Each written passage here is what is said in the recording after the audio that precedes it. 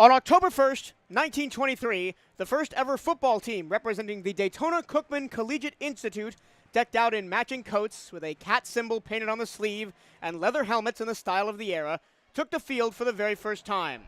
That team only had 15 players, one coach, and lost the game they played 56-6.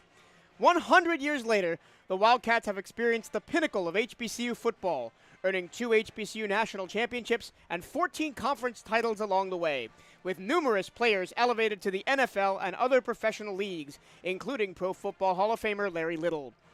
The Wildcats have enjoyed success in the SEAC, SIAC, MEAC, and are now members of the Southwestern Athletic Conference.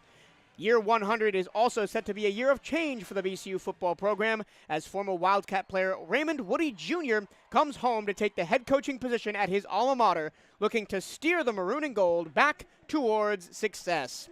Live from Simmons Bank Liberty Stadium, just outside downtown Memphis, Tennessee, this evening's presentation of Bethune-Cookman University Athletics on the CatEye Network and 1380 WELE The Cat is on the air. Hello and a very warm welcome. My name is Michael Cirillo. Happy to have your company. Analyst Daryl Natil will join me on the broadcast today as well. After consecutive 2-9 seasons, Terry Sims is out as head coach, and after some proverbial rough seas in the offseason, Raymond Woody Jr. is in.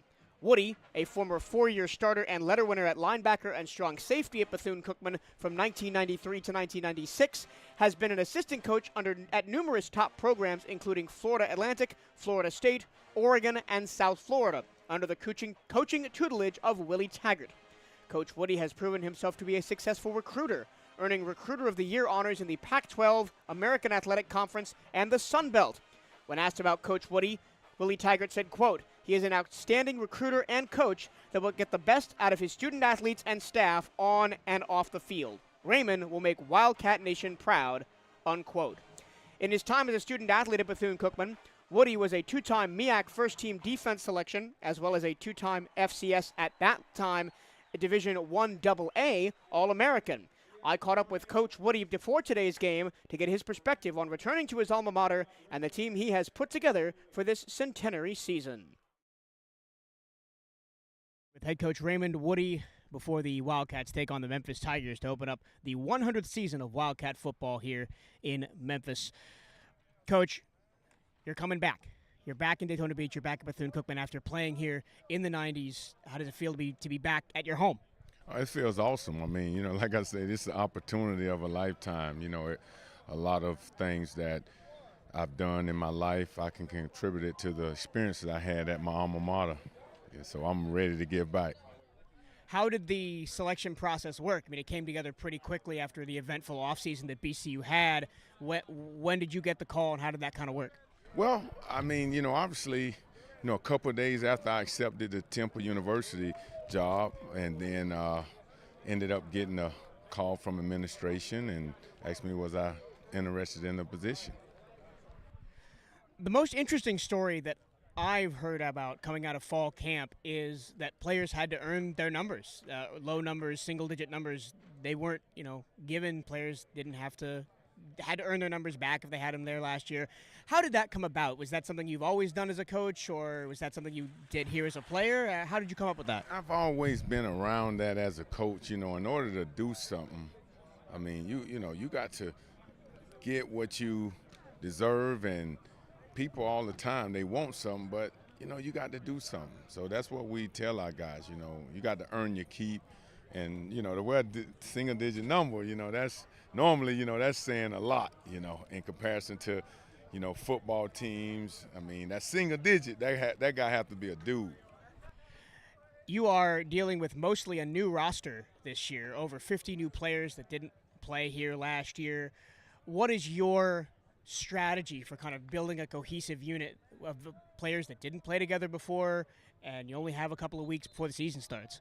Well, some guys, not a lot, came in the spring, and then obviously we had the majority of the guys, that came in the fall. Obviously, I accepted the job after signing day, so a lot of guys that signed, I didn't recruit them. So, it's been a challenge, but the guys are coming together, and we say love equals time. If you love someone, you spend time. So we've been doing a lot of things together just so it's all about the we mentality instead of me. What do you have to say to Wildcat Nation before you take the reins for this 100th season? Well, I tell you what, we're going to give it all we got, and we're going to make sure we put a good product on the field. And Wildcat Nation, please come out and support. Thank you, Coach. Good luck. Thank you. With over 50 new players on the team that did not suit up for the maroon and gold in 2022, both sides of the football are going to look very different from what they were a year ago. On the offensive side, BCU lost their leading passer, Jalen Jones, who transferred to Charlotte, leading rusher, Keyshawn Bird, to graduation, and top receivers, Kamari Averett and Marcus Riley, who graduated and transferred to Florida A&M, respectively. There was a lot of competition to fill those gaps. Over half a dozen quarterbacks have competed for the job, but transfers Tyleek Bethea, a graduate transfer from Delaware State, and Luke Sprague, a junior college transfer who led the NCJAA in passing yards in 2022, clinched the top 2 spots on the initial depth chart. However, the redshirt sophomore from Orange Park, Walter Simmons, will get the start tonight. At running back, returning players Jaden Bivens and Jimmy Robinson step into the starting roles, but expect Washington State transfer Juvensley Bazil to make some noise as well. And out wide, Davino Ellington and Dakari Allen Johnson, 2 seniors who have played their entire collegiate careers in Daytona Beach, should be the top 2 receiving targets. I spoke to running back Jimmy Robinson to get his perspective on the new season. I'm here with Jimmy Robinson before the Wildcats take on the Memphis Tigers to open up the 2023 season. Jimmy, you are projected to be one of the starters at running back this season. How have you performed in camp, and how's the experience been like working with Coach Woody? I feel like I performed well. I stayed healthy, and football is football, so I feel like Coach Woody pushed us to the limit, and he expects nothing but the greatness out of us. You were one of the few players that stayed here at Bethune-Cookman after all the turmoil that happened in the offseason. What made you commit to Bethune-Cookman and stay and believe in Coach Woody's vision? Well, me personally, I just feel like I always had the mentality that if I start something, I'm going to finish it. So it's like I never wanted to leave home. This felt like home. So I just built a bond with Coach Woody, and I stayed, and we worked it out. I mean, everything's not always going to be good. Everything not always going to be bad. But we figured it out, and we're here now. How do you feel like you fit in Coach Woody's system as a running back? I just always try to lead the team. I'm gonna be a playmaker. I'm gonna make sure my guys is at my potential. So I feel like everybody can be a starter. That's how I always tell my guys, I'm not the only starter. All y'all can start. Last question. It's Saturday night. You're in the tunnel, ready to run out onto the field of the Liberty Bowl. What's going through your mind? I'm just ready to play, man. This is my last one. I got to give it all I got. Thank you. Good luck this season. Thank you, sir. It is a little bit more unclear what the Wildcats will look like on the defensive side of the ball in Week 1, as many of the players tipped to start are unknown quantities. One player who will be back in a big way in 2023 is defensive end Eddie Walls III. After putting up 36 tackles in his first 2 seasons with the Maroon and Gold, the redshirt sophomore added 15 pounds of muscle in the offseason and earned one of Coach Woody's coveted single-digit numbers. He wore 48 last year but earned number 9 this year. On the back end, BCU returns its best player from 2022, senior Omari Hill Robinson, who picked up a team-high 4 passes last season on his way to an all-SWAC first-team nod. He was named preseason all-SWAC player in July as well. I spoke to Omari earlier this week to learn more. I'm here with Omari Hill Robinson before the Wildcats take on the Memphis Tigers to open up the season. Omari, you are one of the few players that return from last season's BCU team. In fact, you've been here all 4 years. How do you kind of integrate with a bunch of new teammates, knowing that most of the team is new this year? Just bonding with them, getting time to know them off the field and on the field, just spending quality time, building brotherhood, and just having a good connection with them. This is your first year and everybody's first year under Coach Woody. What have you learned having him as your coach over fall camp? Discipline, accountability, smart decisions, and just playing hard and just being disciplined. You've been here all 4 years. You're a senior this year. What made you stick around through all the turmoil, through all the changeover, and commit to BCU for your senior year? Believing in Coach Woody's vision and the coaches he brought in, building a connection with them, getting to know them off the field, on the field, just building a connection with them. Basically, I basically stayed for my senior year just to help the community get back to its winning ways and just keep fighting as a Wildcat. All right, last one for you. It's Saturday night. You're in the tunnel ready to run out against Memphis Tigers in the Liberty Bowl. What's going through your mind? What's going through my mind, the plays I'm about to make against the quarterback, the plays I'm about to make. My vision is wide open, just visioning myself making plays and helping my teammates make plays. Thank you, Omari. Good luck. You're welcome. You're welcome.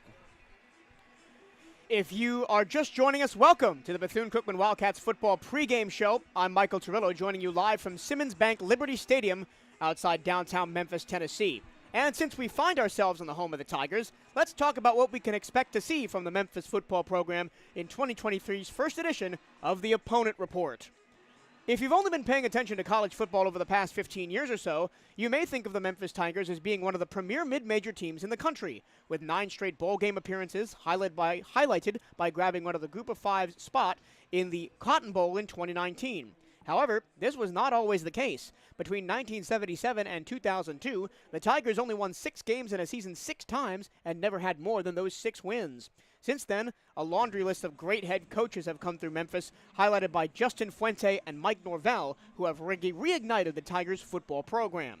Since 2019, Memphis has been led by head coach Ryan Silverfield, who was an assistant under Norvell.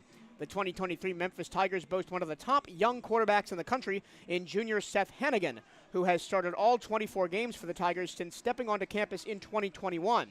He was the first true freshman to start for Memphis at quarterback in program history and immediately broke Paxton Lynch's school record for passing yards by a freshman. The preseason All-AAC selection is currently on the Maxwell, Davey O'Brien, and Earl Campbell Award watch lists. Also expect to see more of a rushing attack from the Tigers than in recent history. They haven't rushed for 2,000 yards as a team since 2019, with Old Dominion transfer Blake Watson and sophomore Sutton Smith leading the way. On the defensive side, Memphis is very strong against the run, only giving up 122 yards on the ground per game last year. That unit is led by Syracuse transfer linebacker Jeffrey Canton-Arku, who registered over 100 tackles in 3 seasons with the Orange. And Jalen Allen is one of the best edge rushers in the ACC. However, losing massive anchor Cameron Jackson to the University of Florida hurts. On the back end, a name to look out for is free safety Simeon Blair, who transfers in after 4 seasons at Arkansas and was one of the captains for the Razorbacks the last 2 years. That was the 2023 season's first edition of the Opponent Report. Now, as the Memphis Tigers run onto the field below us, I welcome in my broadcast partner and co-voice of the Bethune-Cookman Wildcats, Daryl Natil. Daryl, we are here high atop a glowing and glorious Liberty Bowl Stadium here in Memphis. It's time for maroon and gold football once again. Who would have thunk it? You know, back in February when Coach came in and all the things that we went through and revamping the roster, getting in D1 transfers and spring practice when we only had 4 offensive linemen. Now it's time for some football. We sit high atop of a famous ballpark called the Liberty Bowl.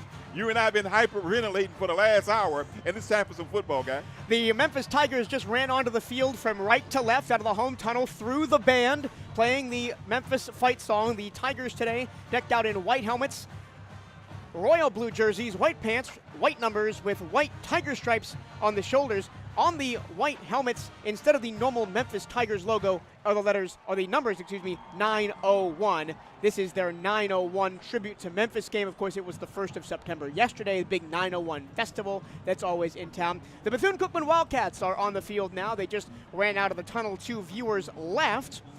They are in all gold today, gold jerseys, gold pants, maroon helmets, maroon numbers with white trim. Brand new jerseys for Bethune-Cookman this year. They have a gold set and they have a black and maroon set, which we will see at home. No white, interestingly, for Bethune-Cookman yet. I'm sure that we will build up jerseys as we get to them. But it's going to be a beautiful looking ball game no matter which way you slice it. You know, I spoke to the team last year, and my sermon was, you guys wear maroon and gold. I bleed it. Tonight, they look like BCU football players in the all gold with the maroon helmets. A lot of new names, a lot of new students. Looking forward to seeing what Coach Wood has put together. The officials crew tonight are out of the American Conference. The referee is Nate Black. The umpire is Anthony Gibson. The head line judge is Joaquin Davis. The line judges are James Bryant III, Jonathan Zenquist, and Dwayne Keith. The back judge is Matthew Hill. The center judge is Joshua Rusak, and the replay official is Jonathan Swanbeck. If you've never been to the Liberty Bowl, it is a glorious stadium. It's got this old sweeping design that dips in the end zones. There's a very small, maybe only about 20 rows up space behind the end zones, and it flares way out to the sides, and it looks like almost a velodrome type arena. It's the old Tampa Stadium, you ask me, the old sombrero. I call this the little sombrero because it looks like a hat. It does look like a hat when you're just coming over from over the hills towards the stadium. The coin toss is going on right now. The attendance so far this evening, not really what we would have thought. Very kind of a sparsely populated, maybe only about 40% full. The corners are not full at all. The part of the stadium that is in the sun, which is directly across from our broadcast position, really maybe only about 15 to 20% full, as most people have chose to sit in the shade of the press box where we are located right now. But coming in, the tailgates were wide open. A lot of folks still outside eating brisket. This is the first ever meeting between these two schools. That's kind of wild when I read that, because Bethune-Cookman has a long history of playing big programs like your Nebraskas, like your Miamis, like we'll see in 2 weeks, UCF, UTEP a couple of years ago. Never before have we met the Memphis Tigers. It's our first time playing in Memphis. We played in Nashville a few times against Tennessee State, but coming to the southwest corner of Tennessee, we're just across the bridge from Arkansas. First time here in the Liberty Bowl, the Wildcats and the Tigers. The Memphis M with the Leaping Tiger logo adorns midfield. Memphis Tigers is stylized in the end zones behind a beautiful tiger stripe pattern in the end zones. The American logo is at the 35-yard line, and the Simmons Bank Liberty Stadium logo is across from it. It looked like Bethune-Cookman won the toss and deferred to the second half, so we will see the Memphis offense on the field first. But before that, we will see redshirt sophomore kicker Cade Hector, the native of Sydney, Australia, come out to kick it. The Wildcats run off their sideline once again, decked out in the all gold with maroon helmets, maroon numbers, white trim. White helmets, royal blue jerseys, white pants, white numbers and trim for the Memphis Tigers. Hector has the ball on the tee at the 35-yard line. He will kick left to right. Back deep to receive for Memphis is Davion Ross, and Kobe Drake are the two back there. For the first time in 2023, we are underway as it's a short kick that's going to fall at the 30-yard line of Memphis, right on the sideline, and it's going to be down near the 40. And that is where the Memphis Tigers will begin on offense. And I mentioned it in the pregame show. Look out for numero dos, Seth Hennigan. 6,484 yards in 2 seasons at Memphis so far. He could be something very special at the next level. The Bethune-Cookman defense runs out of the field. They will defend the end zone to listeners left. They're going to back the ball up inside the 30-yard line. Yeah, they're going to back it all the way up to the 28. I wonder if there was a penalty marker on the play. Probably called for a fair catch. I did not see one. Well, that's not where he caught the ball. He caught the ball at the 38-yard line. They backed it all the way up to the 28, so I bet there was a penalty. Probably was. Hennigan is alone in the gun. 2 receivers to the left, 3 receivers to the right. He claps his hands once and now twice. He takes the snap. He looks to throw to his right. The pass is complete underneath on a tunnel screen and upended at the 29-yard line. Amari Hero Robinson came up and made the stop. Jay Ducker made the catch. He's a junior from Bellevue, Nebraska, and a transfer from Northern Illinois. Gain of only 1, second down and 9.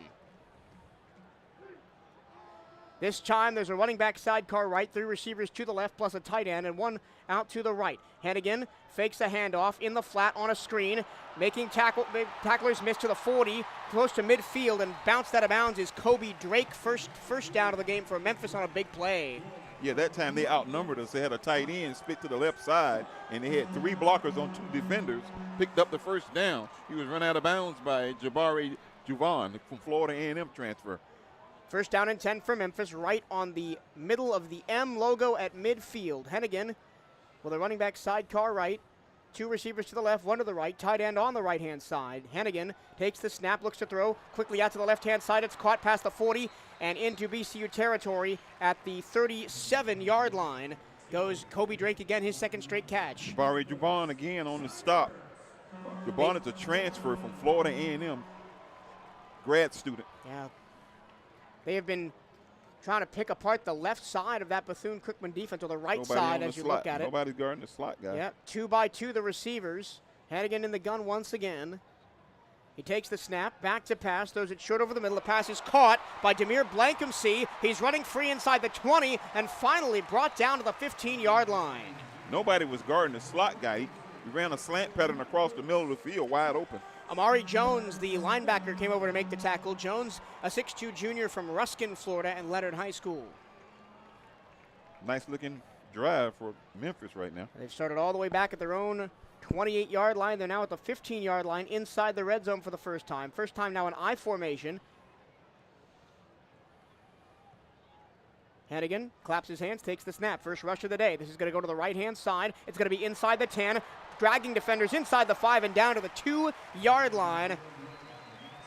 That was Blake Watson, the graduate transfer from Old Dominion, on the carry. First rush of the game for Memphis. They're now set up first and goal at the 2. They're going to go fast. Low snap. Hannigan hands off to Watson. Up the middle, pushing his forward, driving his legs to the goal line. Touchdown, Memphis Tigers. Right out of the box, Memphis drives it 80 yards, 78 yards for the score. And 2 straight runs to Blake Watson, the former track and field All-American at Green Hope High School. And he had over 2,000 rushing yards in his career with Old Dominion, and he gets his first touchdown as a Memphis Tiger right there. About 3 minutes and 30 seconds on the drive. On for the extra point is Seth Morgan, the redshirt junior from Houston, Texas, transfer from Sam Houston State. He wears number 15. He's a right-footed kicker. The holder is Tristan Vandenberg. The kick is up. The kick is good. So 12:28 to go in this evening's first quarter. A fast start for the Memphis offense. 7-0 Tigers, but the offense as advertised, Daryl. Yeah, we saw a great offense on the field. They didn't huddle. They took what we gave them. A couple of times there were some misassignments on the lineups, and they just drove it down the field on that time. I think the Cats are a little nervous and getting a chance to play against another colored jersey this afternoon, and we'll just see how the defense fares the rest of the ball game. We'll take a quick break and be right back. You're listening to Bethune-Cookman University football on the CatEye Network Radio and 1380 WELE The Cat, streaming live at 1380 WELETheCat.com.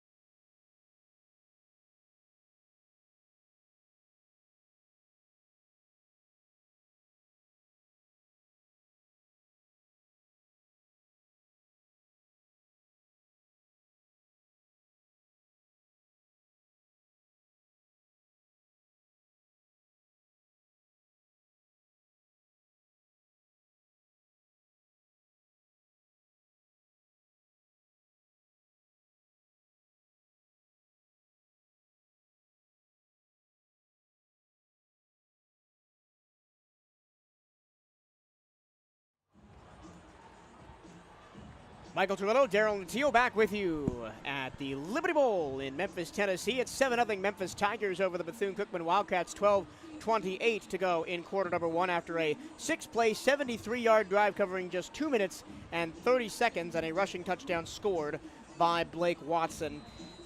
Daryl, offense has advertised for Memphis, but defensively, what can the Wildcats do to slow them down next time they're on the field? First of all, we got to line up right. You know, the assignments, a couple of blown assignments early in the formation. The first play of the game, Amari Hill-Robinson came up, made a great stop. They ran the same play to the left side, and we were outmanned. So it's the lineup right now. Seth Morgan kicks off from the Tigers. It's a long kick taken at the goal line and will be fair caught by Darnell Dees. And the Bethune-Cookman Wildcats offense trots onto the field for the first time, and they will be led, surprisingly, by Walter Simmons, the redshirt sophomore, 6'2", 195, from Orange Park, Florida, a transfer from East Carolina. Didn't see the field at ECU, but he was a dual-threat quarterback at Oak Leaf High School, a 16 D1 offers coming out of high school, and now back near his hometown playing at Bethune-Cookman. He wears number 8. He's a run-first kind of option quarterback. Do not expect him to run a lot, but he's got 3 receivers out to the right, nobody out to the left. He's in the gun, ball at the 25-yard line. Wildcats going left to right. He claps his hands once, now twice, takes the snap. It's a handoff up the middle. No, Simmons going to keep it. Run around the right side of the 30 to the 31-yard line and be dropped after a 6-yard gain. Nice little option of the backfield play there from Simmons. And we're running a hurry-up offense, too.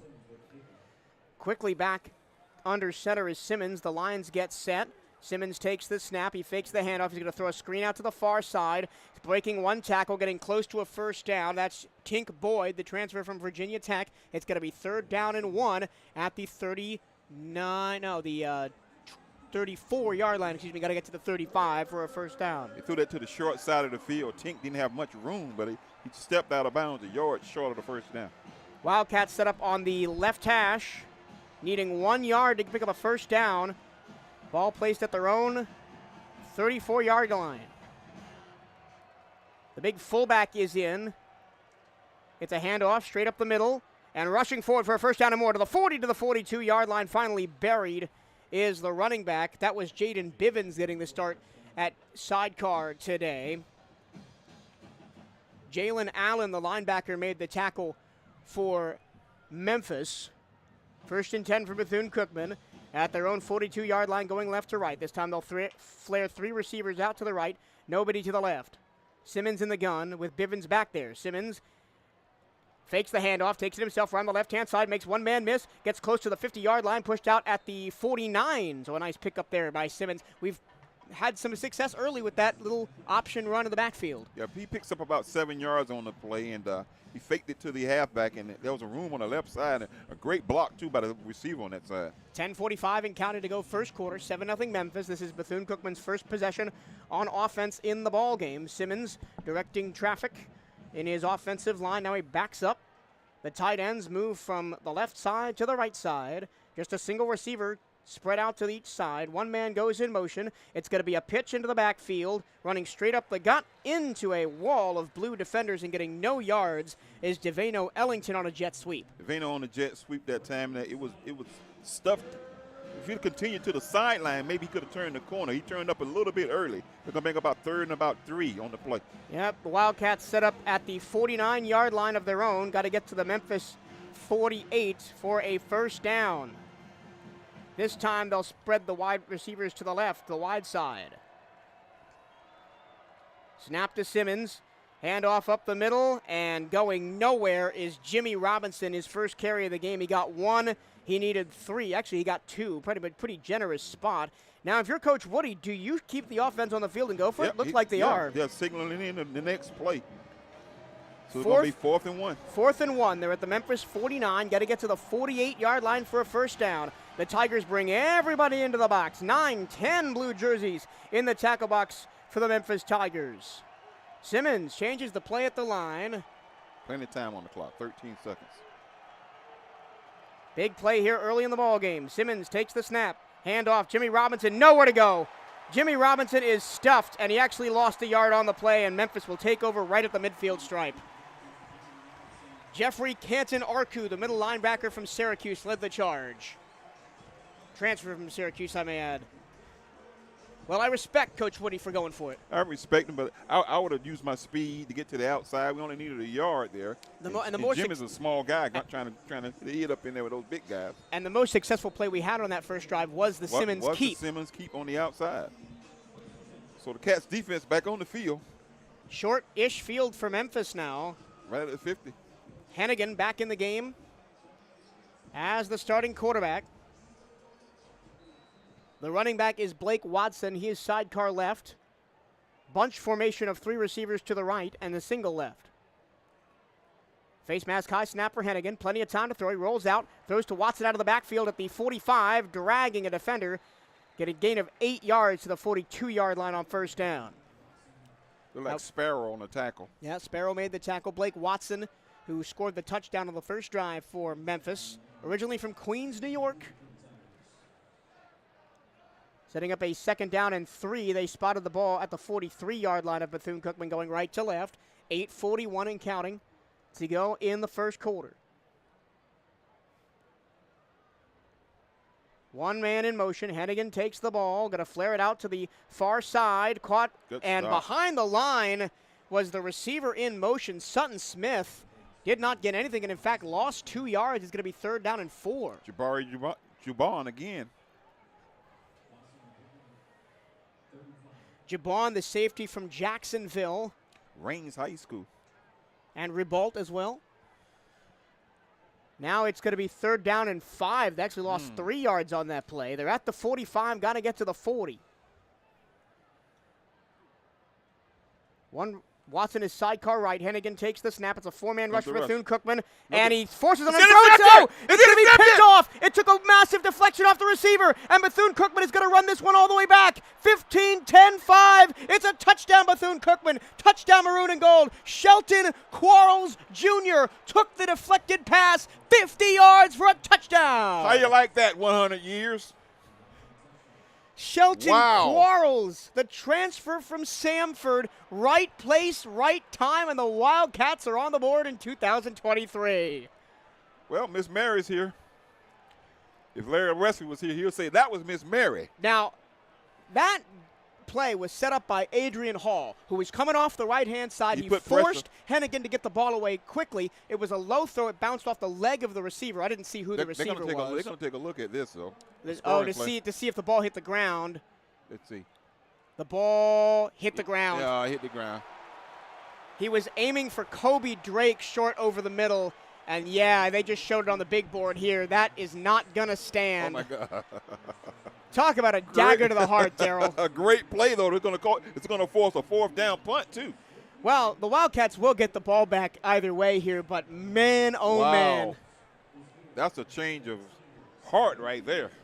A gut punch for Bethune-Cookman. They thought they had a pick 6 by Shelton Quarles Jr., but unfortunately the ball, it is still under review, to be perfectly honest. But from our vantage point in the replays that we've seen, it hit the ground. It looked like it came off Kobe Drake's leg and then popped straight up into the air.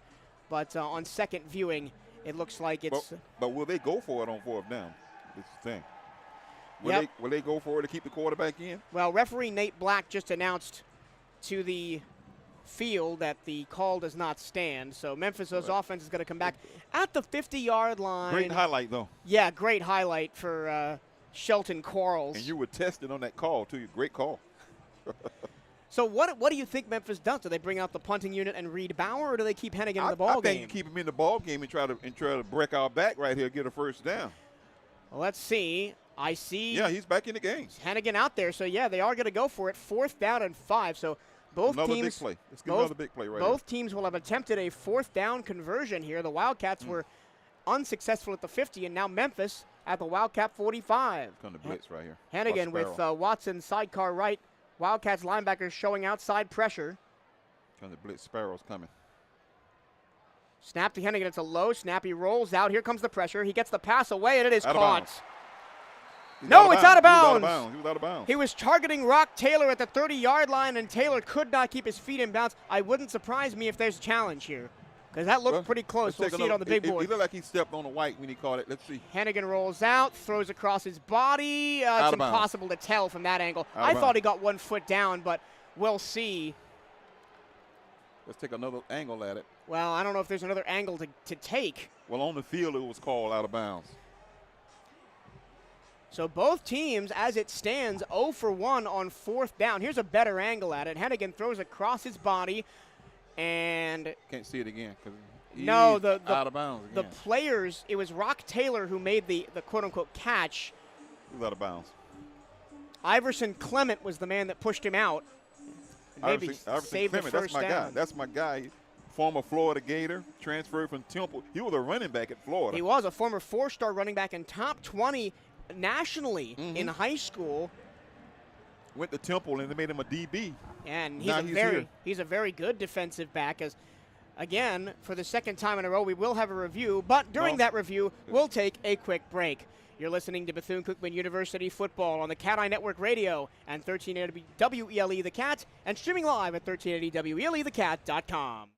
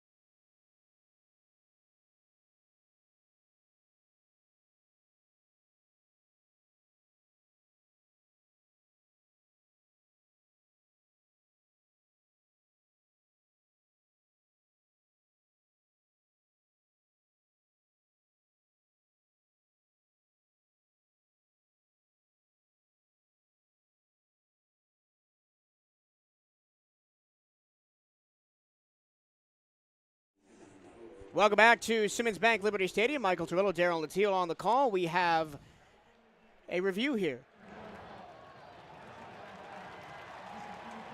Completed pass. And they're going to say completed pass from Seth Hennigan to Rock Taylor for a 4th down conversion for the Tigers after the Wildcats thought they got off the field. They've dodged a bullet twice on this drive. Yeah, the pick 6 that wasn't, and now the 4th down conversion that now is. 1st down and 10 for the Tigers at the Wildcat 28-yard line. Hennigan sends Watson in motion into the backfield. 3 receivers to the left. Watson, hands off, no, fake handoff. Throw to the far side to Taylor. Makes a man miss at the 20-yard line and gets a 1st down to the 16.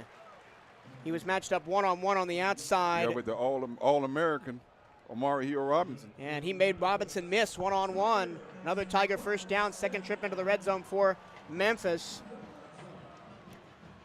Spot at the 16-yard line, snap to Hennigan. Watson takes the pass on the screen. He's got clearing lane to the end zone. There is a flag.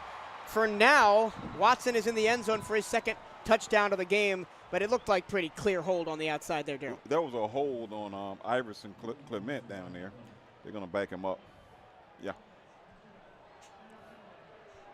And they're going to get Demir Blankhamsey, who caught one pass, probably the biggest pass of that first drive that Memphis scored on for the hold. And you were right, Iverson Clement couldn't make a play on the ball because he was being impeded. So they're going to back the Tigers up. They'll spot them at the 24-yard line. They need the 6 for a 1st down. Good-looking drive, though. Good-looking offense, too. 2nd down and 20. Hennigan claps his hands, takes the snap. It's a screen to Blankhamsey. Blankhamsey nowhere to go. He's running backwards to the 30. Now he reverses field to the left-hand side. He's bottled up and he's dropped. At the 27-yard line, he went backwards 4 more yards. Good pursuit that time from the backside because the play was going to the right. They had it walled off. He tried to reverse field. Everybody stayed at home. Cats slowly settling in on defense. They're going to call it 2nd down and 13 on the board. I don't think that's right. It's closer to 23. Oh, yeah. Ball is on the 27-yard line. They need to get to the 6 for a first down.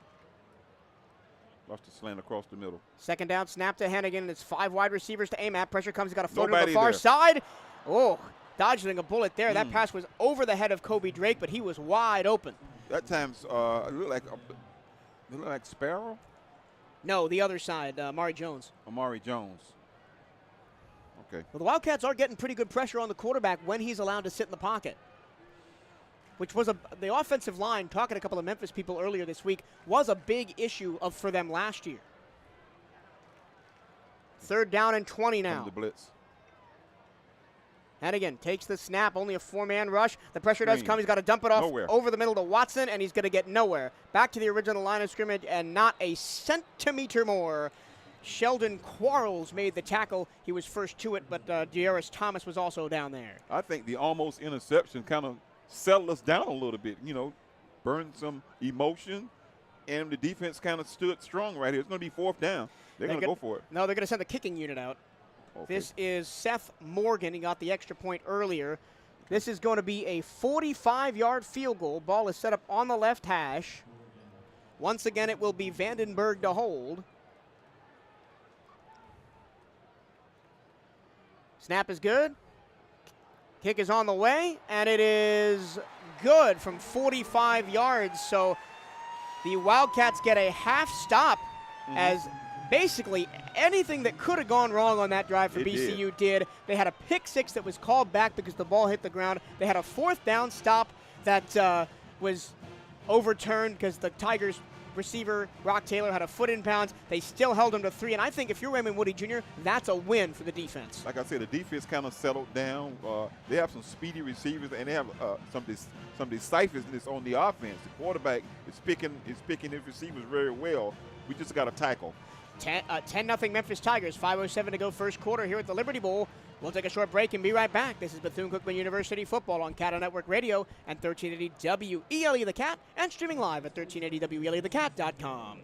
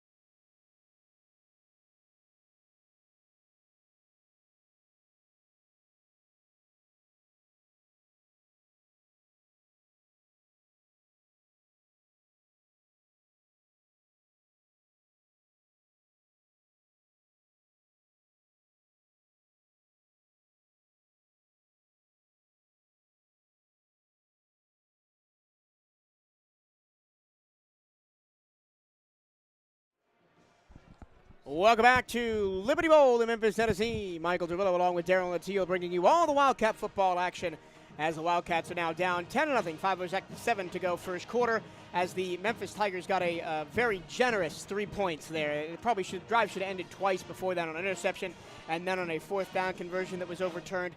But now it's all about the offense, right? It looked pretty good with Walter Simmons at quarterback when he chose to run the ball. But they got to diversify a little bit more. Got to spread it out a little bit. This team only gave up 100 yards rushing last year. They have a great interior defensive line, and we need to spread them out a little bit and use our speed. Here goes Tristan Vandenberg kicking off from right to left. He puts the right foot through it. It's a long, high kick. It's going to be fair caught in the end zone. No love for Darnell Dees, the 2023 All-SWAC preseason first-team special teams returner that he is. And that's one of the things that they could have scouted. It's like, don't give that guy a chance to return him. They definitely knew about Dees. They knew about him. So let's see who will be at quarterback when Bethune-Cookman steps on the field. We've seen Walter Simmons. We have not seen Tyleek Bethea or Luke Sprague, who were listed as 1 and 2 on the depth chart coming into this week. But Coach Woody making that change just today to give Simmons the start. And it will be Walter Simmons once again out there running the offense. 2 receivers lined up to the right side. Nobody out to the left. Now 3 receivers go to the right side as Tink Boyd goes out there. 5:07 to go. 10-0 Memphis. BCU takes the snap from the 25-yard line. Handoff, interior run. Oh, no, it's going to be kept by Simmons, and he's going to be gobbled up and dropped. Simmons faked to the right side, had the keeper on the RPO, lost a yard on the play. DJ Bell came up from his cornerback spot to make the tackle. Bell, a Florida guy from Pensacola, redshirt freshman for the Tigers this year. Next time, all he had to do was just toss the ball to the receiver. He's wide open. They didn't give him a loss on the play. 2nd down and 10 from the 25. Snap to Simmons. He looks to throw. He's going to throw it to the far side. The pass is incomplete.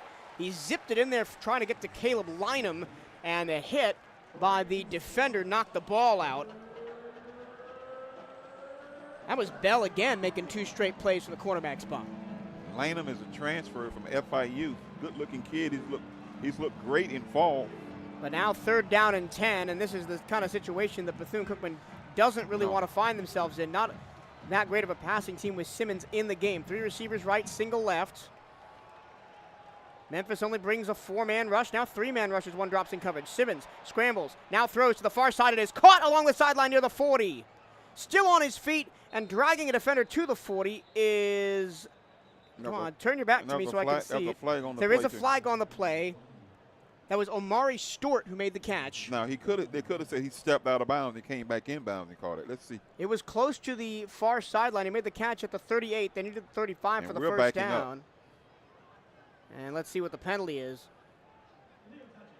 It is an illegal touching. Yeah. So Omari Stewart stepped out and then stepped back in, did not establish position before he made the catch. He was wide open, jumping up and down. Maybe he jumped and stepped out of bounds, because he was wide open in the flat. Well, that's unfortunate. I think it's a loss of down as well. It is a loss of down. Everything so 4th going down. against us right now. Everything going against the Cats. Picked up the first down, but he stepped out of bounds. And they're going to bring the punting unit on now with 4:20 and counting in the first quarter. Still 10-0 Memphis Tigers. Kobe Drake is deep to return the punt. Punting for BCU is Anthony Frederick, the junior from Tampa, Florida, transferred from Troy. He stands at his own 11-yard line. Drake stands at his own 35. And whistle and a stoppage of play. Delay of game. They are going to call delay of game on Bethune-Cookman. Frederick didn't get the snap off in time, so 2 straight penalties. And the push the Wildcats from a first down at the 40. The ball is now at the 20, their own 20-yard line going left to right. And Frederick is set up at his own 5. Need a good kick right here and kick coverage. Frederick gets it away. It's short over end over end. Bounces, takes a Memphis bounce, and is going to roll back into BCU territory. It's finally going to be down by the Wildcats at the 44-yard line. Not the greatest kick in the world from Frederick. And Memphis Tigers will set up in their best field position of the night at the BCU 44. Like a 24-yard punt. Looked like that kind of came off the side of Frederick's foot. Didn't really get much power on it. And we would have been saved if it had taken a good BCU bounce, but it popped straight back in the air and then eventually went backwards before anybody on the maroon and gold side could touch it. 3 minutes and 46 seconds to go in the quarter.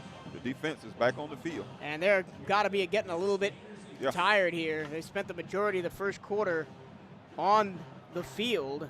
Hennigan back in for Memphis wearing the 901 Memphis helmets. 3 receivers right, single left. New running back in the game for the Tigers. They hand it off to Sutton Smith up the middle, gain of 1. A wave of maroon and gold brought him down. And it's going to be 2nd down and 9. Leading the charge was Amari Jones once again. Defenses look good up front. It's just that the receivers and the defensive backs. I've been impressed with the way we've been able to get pressure on Hennigan at times as well. 2nd down and 8. Memphis in BCU territory at the 43-yard line. Hennigan with 2 receivers to each side. Now one goes in motion. It's going to be a fake handoff. Hennigan wide open over the middle is Rock Taylor. He makes the catch at the 30. Makes one man miss to the 20. And he steps out at the 19-yard line. Rock Taylor was wide open across the middle as the Wildcats defense bit on the fake. We saw that same play this afternoon. TCU was running that same play against Colorado. That crossing route, that late crossing route after everybody had cleared. And, you know, they motioned Sutton Smith into the backfield, then they faked the handoff to Watson. There was so much going on. The Wildcats didn't know which way was up, and Hennigan, the great quarterback that he is, burned him for a 30-yard gain out of the 19-yard line. 3rd trip to the red zone for the Memphis Tigers. Hennigan claps his hands, takes the snap against the 4-man rush. Batted The ball away. batted up in the air, intercepted. It's intercepted by Amari Jones. He's running to the 50, down the left sideline 40. He makes a man miss to the 20, to the 15, to the 10, to the 5. Put it on the board. Touchdown Bethune-Cookman. Touchdown Maroon and Gold. This time it will count. There are no flags. Effort. You got to have effort. You got to play fast. You got to play smart. And you got to be aggressive. And that's what Coach Woody teaches. Amari Jones batted the pass up in the air at the line of scrimmage, caught his own batted ball, and raced 80 yards the other way for the Maroon and Gold touchdown. Finally got the ball to kind of be tipped in our direction because that's been going on all afternoon. Finally, it fell in the Cats' hands. Touchdown. Hector on for the extra point. And looks like BCU might be getting a penalty. You have to take a timeout here because there was 1 man running on late. They only had 10 on the field. But you had 15 seconds on the play clock. You still had time. But that's okay. Did they take the timeout? Everybody's just standing around at the goal line. The play clock is not moving. The game clock is not moving. Are they reviewing it? Do they review every touchdown? I think they review every scoring play. I don't see what was wrong with that one. The ball. Yeah, you had 15 seconds on the clock. But going back to the touchdown pass, what an athletic play by the junior from Ruskin, Florida, to put his right arm up, bat the ball straight up in the air, and then basket catches it. It came back to him. Here's what was really impressive. His speed.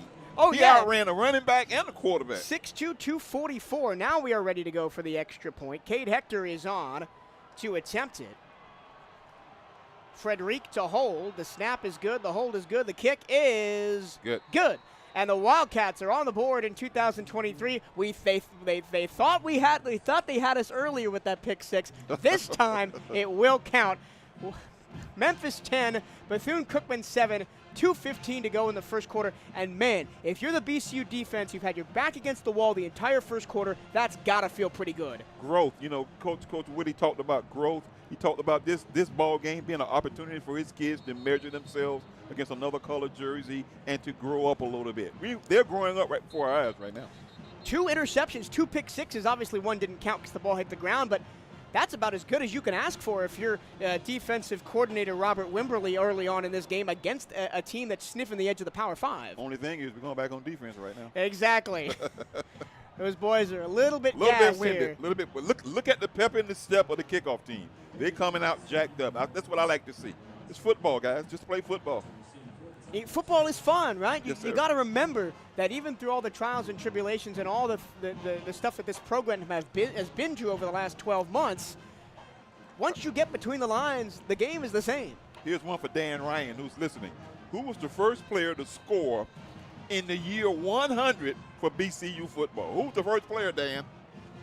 Well, you could actually have 2 answers for that because there was one that was called back, and now the one that counts is Amari Jones. The kick is going to be fielded, fair catch at the 30-yard line. Another short kick from Cade Hector, the Australian kicker for BCU. There's been a bit of a pipeline between the Pro Kick Australia program and Bethune-Cookman University. Hector just the latest of a long line of Australian kickers. But Hector said yesterday this is his first real football game in his life. Yeah, grew up playing soccer. Yeah. And actually that's weird because a lot of kickers that we see come to the U.S., they play Australian rules football, not soccer, but he's doing a great job. Already made an extra point, couple of kickoffs as well. The Memphis offense will start at the 30-yard line. Hennigan got to wait for the defense to get set. Couple of players ran on late for the maroon and gold, including Iverson Clement. From the 30-yard line, going right to left. Bell tie, snap, handoff. Morgan on a draw up the middle. Excuse me, that's not Morgan, that is Sutton Smith. He spins and he drags maroon defenders, and the whistle is finally blown past the 40. They're going to stop his forward progress at the 42-yard line. Gain of 12 right up the middle there for Sutton Smith. I was talking to the Memphis radio crew earlier, and they said Sutton Smith, he may not be the starter at running back, but he's the guy to watch out for. Only 5'9", 185, but power in those legs to drive that pile forward. Minute 44 to go in the first quarter, 10-7. First and 10 for Memphis at their own 42-yard line, going right to left. Hennigan in the gun, moves the tight end from left to right, two receivers right, single left. Claps his hands, takes the snap. Hand off to Sutton on a draw, a big hole right up the middle, going to get close to a first down near the 48-yard line of Bethune-Cookman. They are going to get the first down, ball spotted at the 47. Let me ask you a question now. On that touchdown, who was that, number 20 or 17? It was Amari Jones, number 17, that scored for Bethune-Cookman, yes. The first one was Shelton Quarles. Shelton Quarles, okay. Yes. Got a guy injured down on the field? Oh, he's getting up a little slow. Yeah, just getting up a little slow, and we're going to have some shifting on this Bethune-Cookman defense, a couple of new players coming in. That was Ejike Brown, who got up a little bit slowly, the freshman from Houston, Texas. A lot of freshmen on it, and sophomores on this team. First down, or it should be second down and 7 from the 44-yard line of Bethune-Cookman. They're going to pound it now. Snap to Seth Hennigan. He's going to throw the ball against the four-man rush up and short over the middle to Watson out of the backfield. And he's got a first down and more to the 45, and that's where they'll spot the ball. And I think the Memphis is going to nickel and dime it. Yeah. They don't go for the home run ball. Just take what the defense gives you, because the Wildcats have been very aggressive defensively. They got 6 lined up on the defensive line right now. And they've been on the field the whole first quarter. Yeah, Eddie Walls there at defensive end. I see Amari Jones on the left-hand side. 2 by 1 the receivers. It's going to be a run up the middle for Watson. Breaks 1 tackle, 2 tackles, 3 tackles to the 25-yard line, close to another first down. They'll give him the move of the chains to the 24. Yeah, we're seeing a little fatigue, and that's the end of the first quarter. Yeah, we have hit triple zeros on the clock at the end of the first quarter. Bethune-Cookman fighting hard with the Tigers of Memphis. It's Memphis 10, Bethune-Cookman 7. We'll take a break and be right back. You're listening to Bethune-Cookman University Football on CatEye Network Radio, 1380 WELE The Cat, and streaming live at 1380 WELETheCat.com.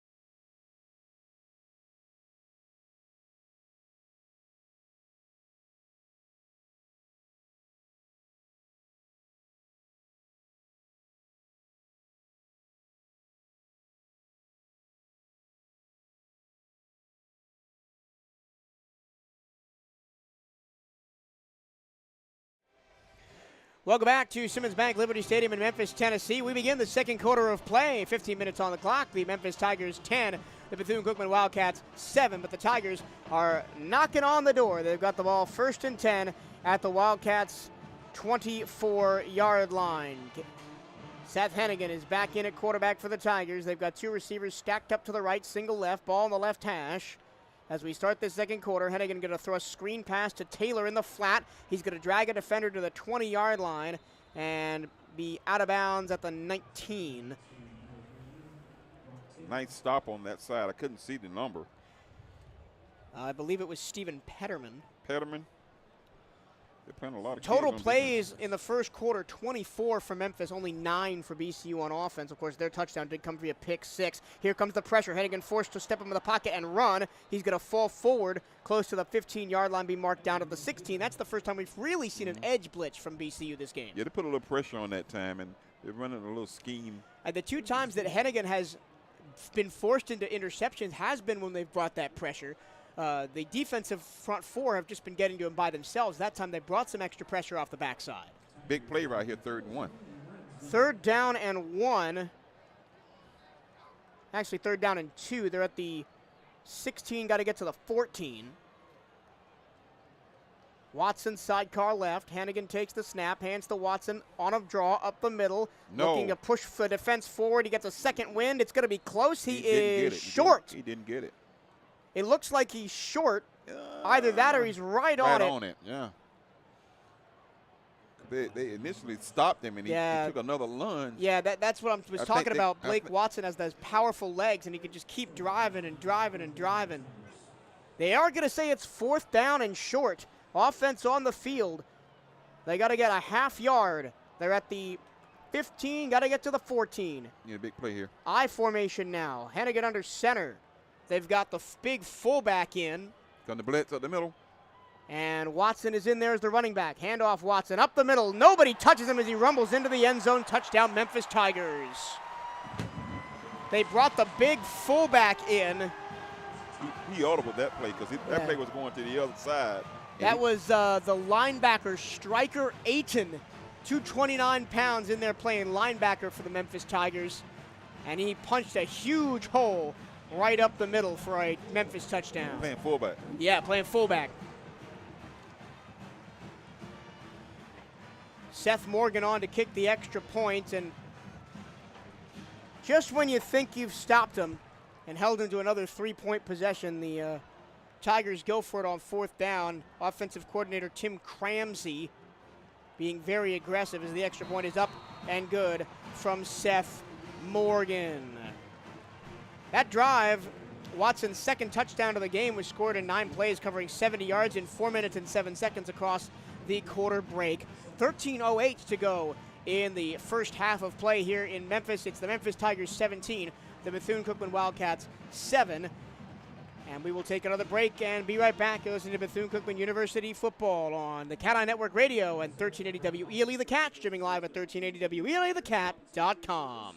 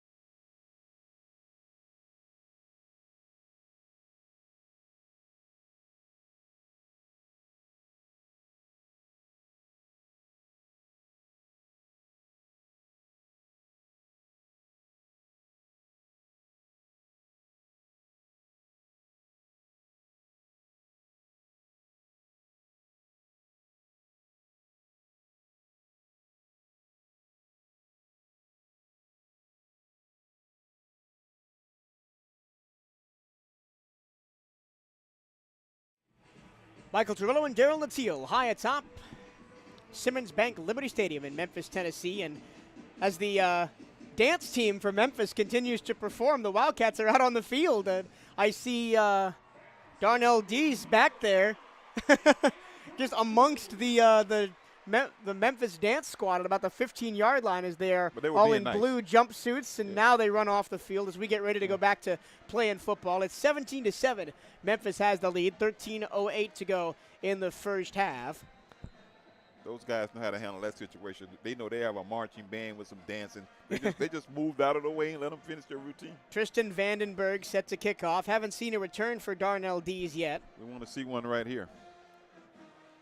Vandenberg addresses the ball with his right foot. It's a high arcing kick. Here we go. Dees is going to take it at the 2-yard line. He's going to run it to the 5, to the 10, looking for some open space. He's going to be tackled before the 20-yard line. They'll spot him at the 18-yard line.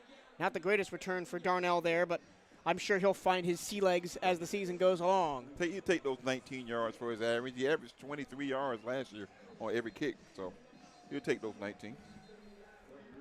So let's see who is in at quarterback for the Wildcats. In the first quarter, it was Walter Simmons, and he only picked up 25 total yards when he was in at quarterback. And he is back in at quarterback. Walter Simmons back in as the quarterback for the Bethune-Cookman Wildcats. 2 receivers stacked up to the right, 1 split out to the left, 3 in the backfield, the fullback and the running back. Now the fullback motions out. It's going to be a screen play to the wide side, and it's blown up immediately. It was caught by Dakari Allen Johnson, but right there to make the play was Jeffrey Canton-Arku, and he ripped him down for a loss of 4. Yeah, the top receiver missed the block. Yeah, on the tunnel screen. That's another play that Canton-Arku has made, the transfer from Syracuse. 3 receivers now all spread out to the left. Simmons goes back into the gun. 4-man front for Memphis. Second down and 14 from the 16-yard line of Bethune-Cookman. Simmons fakes the handoff, keeps it himself. He's going to be wrestled down at the line of scrimmage for no gain. The right guard thought he made that block, but it was a really great job by Josh Ellison, the defensive tackle for the Memphis Tigers, to move out of it and make the tackle. Now it's 3rd down and 13 yards to go. Yeah, the Cats playing behind the chains, and you don't want to play behind the chains because you'll be punting. Next thing you know, you'll be punting the ball out. Got to get to the 29-yard line right now for a first down. Simmons swings his arms, takes the snap. He's going to look to throw. Bunch of pressure in his face, and the pass is batted down and incomplete. He was looking for the late screen to Davino Ellington. The pass was batted away by Memphis. Jalen Allen got there and got a hand to it, so now the Wildcats will punt from inside their own 10-yard line for the second time in the ballgame. First time, Anthony Frederick had a bit of a wobbly punt that didn't reach midfield. Now he's punting from even farther back. He's standing at his own 2. They got 2 defenders back, so you be careful. They're even moving up a few yards. Yeah, Drake is the returner for Memphis. He's spotted up at the Bethune-Cookman 45. Frederick gets the punt away. It's better this time. It's going to land in Drake's hands at the 50. Makes one man miss, 45. Cuts it back to the middle of the field. Now to the 40. Makes another man miss, 45, 30. Down the sideline, steps out of bounds at the 20-yard line. What a return for that young man. Kobe Drake, the red shirts junior from Whitehall, Arkansas. He kicked it to the short side of the field, and they set up the wall on the right side. All he did was gain some momentum upfield, hit that wall, went down the sideline. Fantastic blocking for Memphis that time on special teams, allowing Drake to set the offense up in the red zone at the 19-yard line, and short field for Memphis. And it's defense and it's offense and special teams that's been killing the Wildcats. Defense has actually looked pretty solid so far today. Here's the test for them right here to hold them to 3 at least. Last time they were down in the red zone, Blake Watson rushed for a 15-yard touchdown when they brought the fullback in.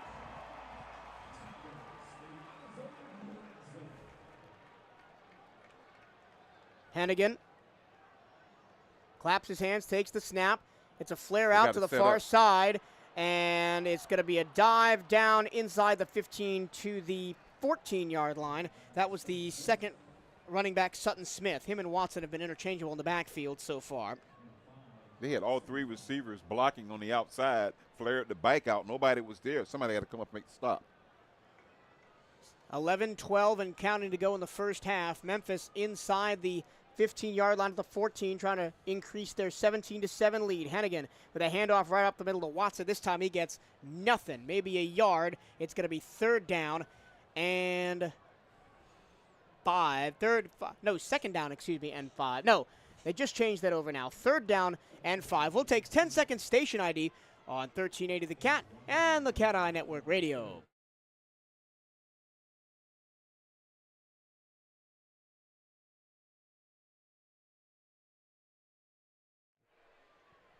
Third down and 5 from the 14-yard line. Hennigan in the gun, takes the snap, rolls out to his right. It's a shovel pass underneath to Drake. He's going to dive forward close to that first down to the 9-yard line. He's going to pick it up. Nice little wrinkle there by the offensive coordinator for Memphis, Tim Cramsey. Cramsey in his second year at Memphis after coming over from New Hampshire. Yeah, we saw Cramsey in 2010 in Daytona when New Hampshire played against the Wildcats in the playoffs. It's going to be first and goal now for Memphis. From the 9-yard line, 3 receivers right, single left. Sutton Smith is the running back. He's going to take the handoff right up the middle, bounce off a tackle, but be swarmed under by a couple of Wildcats. Eddie Walls was the man to make the tackle. Gain of only 1. Second down and goal now. It's going to be from the 8-yard line. The defensive front has been playing decent this afternoon. It's just those passes to the outside and things out in the boundary that's been killing us. Jones, Sparrow, Eddie Walls, Deontay Washington, Ebenezer Debula up there, making a good account of themselves against this Memphis front. Second and goal from the 8. One man in motion. Jet sweep. Nope. Hennigan's going to take the snap, roll to his right. Here comes pressure. He's going to throw the ball into the dirt as he is tackled way behind the line of scrimmage by Eddie Walls. Good play that time. Walls took the quarterback, and the defensive back came up to take the receiver because Walls had to make a choice whether he's going to take the receiver or the quarterback, and he just continued to rush. And a couple of times that Hennigan has been under pressure, he's made poor decisions. Yeah. He's thrown balls high. He's thrown 2 quote-unquote interceptions. One was called back for hitting the ground. But here's your third and goal again. Yeah, now it's third and goal from the 8-yard line. Let's see if the Wildcats came out of the end zone. 2 receivers and a tight end bunched to the right. They're going to throw it to the right side. Smith, sidecar right. Hennigan setting up a screen to Smith. He's going to throw it over the middle, incomplete. Threw it way behind Rock Taylor. We thought that was going to be a screen, and they tried to slant. So it's going to be fourth and goal, and here comes the field goal team, and another red zone half stop for Bethune-Cookman on defense. You know, the defensive line, like I said before, they've been playing decent. They had a good rush that time to contain him in the pocket. He had to make a choice, and he just threw it away. Another kick coming up for Seth Morgan. This one only of the 36-yard variety. He hit a 45 one in the first quarter. Vandenberg holds. The kick is up, and the kick is good. So with 9 minutes and 13 seconds to go in the first half, it's 20-7 Memphis Tigers over the Bethune-Cookman Wildcats. You were about to say something, Daryl. Yeah, I think a moral victory right there to hold them to 3 points. After the special team play that got them into the red zone, the Cats really feeling their footwork right now. The defensive line has begun to stiffen up a little bit. Our DBs on the coverages where we got to tighten up some. Offense needs to do the work. They're on the field next after this commercial break. You're listening to Bethune-Cookman University Football on CatEye Network Radio and 1380 WELA The Cat, streaming live at 1380 WELATheCat.com.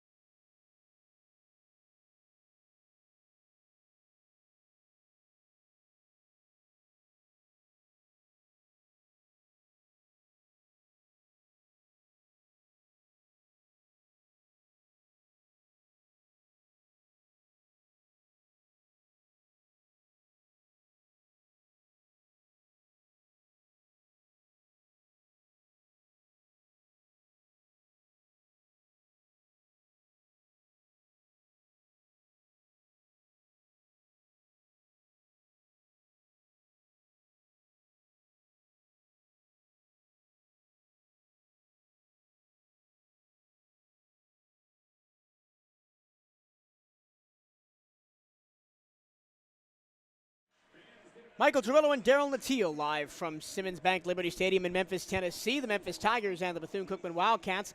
The Tigers lead 20-7 with 9:13 to go in the first quarter. We were talking during the break, Daryl, about the Wildcats offense maybe needing a little bit of a spark, and maybe a change at quarterback could be that spark, and obviously that's up to head coach Raymond Moody. You know, the two deep depth chart had Talik Bethea and Luke Sprague. So we're seeing Walter Simmons III here in the first half of the ball game. So maybe you might want to put another guy in to get a little feel of the game and might change the momentum of the offense. Last time, Darnell Dees took the return from the goal line up to the 19. Let's see if he chooses to bring it out again as Tristan Vandenberg is set to kick it off. Vandenberg with the ball on the left hash, kicking left to right. He puts the foot through the ball. It's a high arcing kick. It's going to land in the end zone. D is going to fair catch it. And there was a Memphis player there. It looked like maybe Marcelo Bussi took a big tumble in the open field. Not sure if that was contact with a BCU player. It was a non-contact thing. Turf monster. Yeah, turf monster ate him up a bit. The Wildcats will start at their own 25-yard line. So it'll be interesting to see what they do on offense to try and spark this a little bit. The Wildcats only 23 yards of offense to 212 from Memphis. And Simmons back in. And it is Walter Simmons again at the 25. They've only had 12 offensive plays. This is their 13th offensive play, and we have 9 minutes to go in the first half. Simmons in the gun, one running back sidecar right, three receivers right, single left. Fakes the handoff, sets up a screen to the far side. The pass is caught, spinning away from one tackle, and only getting 2 yards on the play is the receiver of Bethune-Cookman. Trying to wait and see who that is. Like Dakari. It is Dakari Allen Johnson. No, that was Corey Turner, excuse me, made the catch. Yep, Turner, the freshman from Cedar Hill, Texas. Trinity Public High School, Cedar Hills. I know exactly where that is. Second down and 9 after the pickup of 1. Simmons with 3 receivers left, single right, same formation as the last play. 4 down linemen for Memphis. It's going to be a handoff up the middle, diving forward towards the 30. They'll spot him at the 29-yard line, and Coach Woody was on the field. I don't know if I'm sure he was yelling at his players or yelling at the refs, but he was shouting really loud. It's now 3rd down and 5 at the 30-yard line. Got to get to the 35. Ball delivered low to Simmons. It's going to be a handoff up the middle, and Terry Lindsay, who's the running back, gets absolutely nowhere. The ball's on the ground. Memphis says they have it, and they do.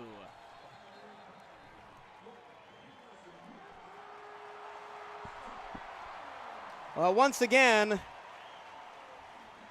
the Memphis Tigers turn over the Wildcats in a pretty quick fashion, as this time they went via the turnover, and they will once again have excellent field position at the BCU 30.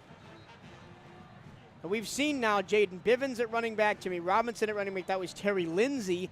The only depth chart man we haven't seen yet is Jovensley Brazil, but they haven't really been effective against this Memphis defensive front that only allowed 102 rushing yards a game last year. We've only had 14 offensive plays here in the first half, so you can't get a rhythm going when you're going 3 and out. Well, I guess that would have been a 3 and out and a punt, but right now the Tigers, with Cade Hennigan back on the field at the 31-yard line, going left to right. One man in motion. Hennigan on a reverse to the 45, to the 30, to the 25, to the 20, inside the 10. The flag does fly. That was Rock Taylor, the wide receiver, on the reverse. But again, this one looks like it might be coming back. Yeah, the right guard had a handful of gold jersey for at least a couple of seconds. That's the second holding call that's taken away a big play from Memphis in this first half. Coming up at halftime, you'll hear about Friends and Family Day, September 9th at Daytona Stadium against Savannah State. Tune in to 1380 WELE, the Cat, for your halftime festivities with Larry Steele back in the studio in Daytona Beach. Here it's Michael Turbiddo and Daryl Natil. Last year, Memphis averaged 35 points a game and only gave up 26. And they're at 20 points right now, 7:43 and counting. It's going to be 1st and 10 for Memphis at the 30-yard line. Hennigan in the flat, pass caught by Watson, down the sideline, inside the 20, pinballing off defenders to the 11-yard line, first down Memphis. They're giving him too much cushion down there. He's just settling in between the flats right there, wide open. Another first down for Memphis, back into the red zone once again, setting up at the 12-yard line. Handoff, Watson, no correction, Hennigan take, keeps it, he rolls to his left, he fires into the flat, the pass is complete, inside the 5, down to the 3, that's Sutton Smith. It's been the Blake Watson and Sutton Smith show, aside from Seth Hennigan today for Memphis, and Bethune-Cookman's going to run on some of the big boys as they are now backed up to their own 2-yard line. Deontay Washington, the 297-pound junior from Colorado Springs, Colorado, the transfer from Texas State, runs on at nose tackle. First and goal, I formation. Watson dotting the I. Up the middle. They've once again got the linebacker in at fullback. They run the ball up the middle. Watson will back his way into the end zone through contact for a Memphis touchdown. That's the exact same play. They've run it again with Skylar Aiken, the tight end, coming in to play fullback. Give him a short field. It happens every time. Defense has been on the field a lot here in the first half. We've only had 14 offensive plays, and the Memphis offense has really been driving the football on our team. The story of the first half is time of possession. Bethune-Cookman 7 minutes and 20 seconds. Memphis 16 minutes and 14 seconds and counting. They're going to go for 2 here, it being 26-7. 3 receivers to the left, single right. Blankensee moving now right to left. Hennigan takes the snap. He back to pass, dumps it off over the middle to the tight end, Anthony Lanfear, for the touchdown, for the 2-point conversion. And Memphis takes a 28-7 lead, back on even terms. So what you do right here, got 6 minutes to go in the half. You got to get some offensive momentum. You got to get some positive plays. So do you stay with your quarterback until the end of the half and come back in the third quarter? I think they might stay with Simmons, but I want to see them get back to using some of that trickery in the backfield, making space for Watson to run, for Simmons to run, because that's where he is most effective. He was a dual threat quarterback at Oakleaf High School back in Orlando, but he's primarily a run-first guy, former track and field guy as well. So if we can maybe manipulate the offensive line, get the wide receivers blocking downfield, get him in some space, that's going to be where we're going to do the damage on the offensive line, not running up the middle against a very talented Memphis defensive front. And we've run the tunnel screen a few times. We're missing the blocks on that. We've got some talented guys on the outside that we just can't get into the clear. 2-minute break. We'll be back on CatEye Network Radio and 1380 WLE The Cat, streaming live 1380 WLETheCat.com.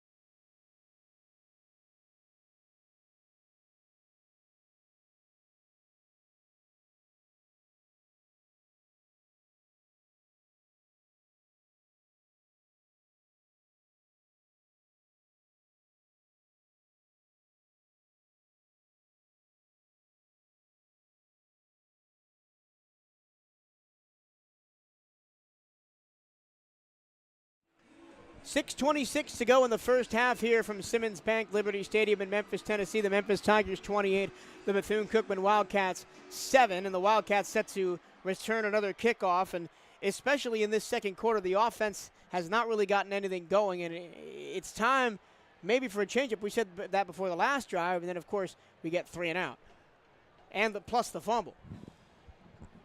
I think they have a system of what they want to do with their quarterbacks. He'll probably play the first half. In the third quarter, we'll probably see another quarterback. We'll see. In the fourth quarter, we'll probably see another one. We got 3 quarterbacks tipped to play today. Darnell D's back. Vandenberg kicks it off. High arcing kick. He's going to be fielded at the goal line, and another fair catch. And the Bethune-Cookman Wildcats will start on the 25-yard line. I'll see who is coming out to lead the offense at quarterback. It looks like it is going to be Simmons again.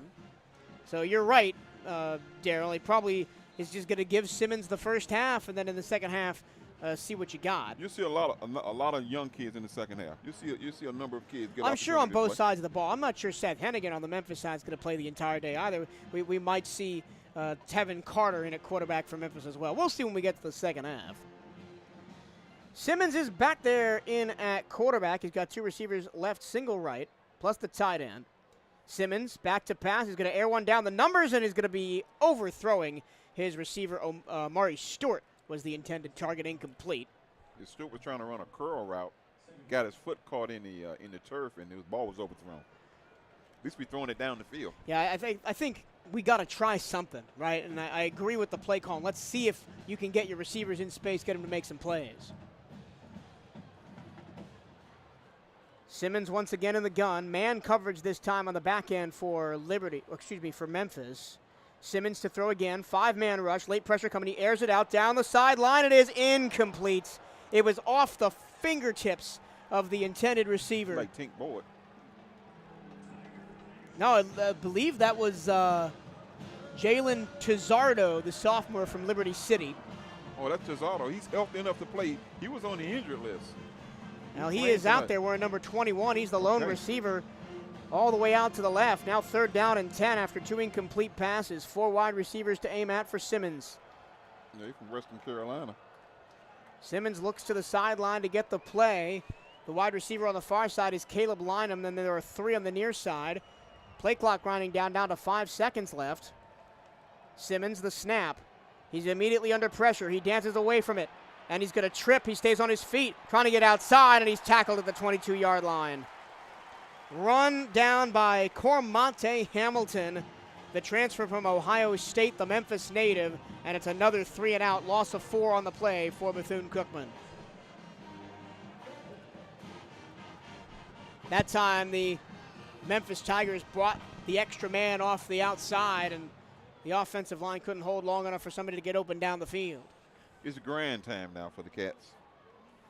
Another punt coming up for Anthony Frederick. Wildcats with just 1 pass yard on the game.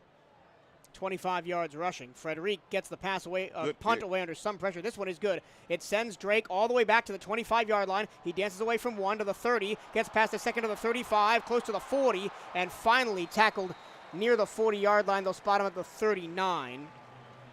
Can't see who that was from the number. It was Malik Stinnett, the freshman linebacker playing special teams, who made the tackle for Bethune-Cookman. And so this is the first time, if it seems like in a very long time in this second quarter, the Wildcats defense will not be backed up to their own end zone. When we come back, it'll be Memphis ball at their own 39-yard line, up 28-7 with 5:19 to go in the first quarter. This is Bethune-Cookman University football on CatEye Network Radio, streaming live on 1380thecat.com.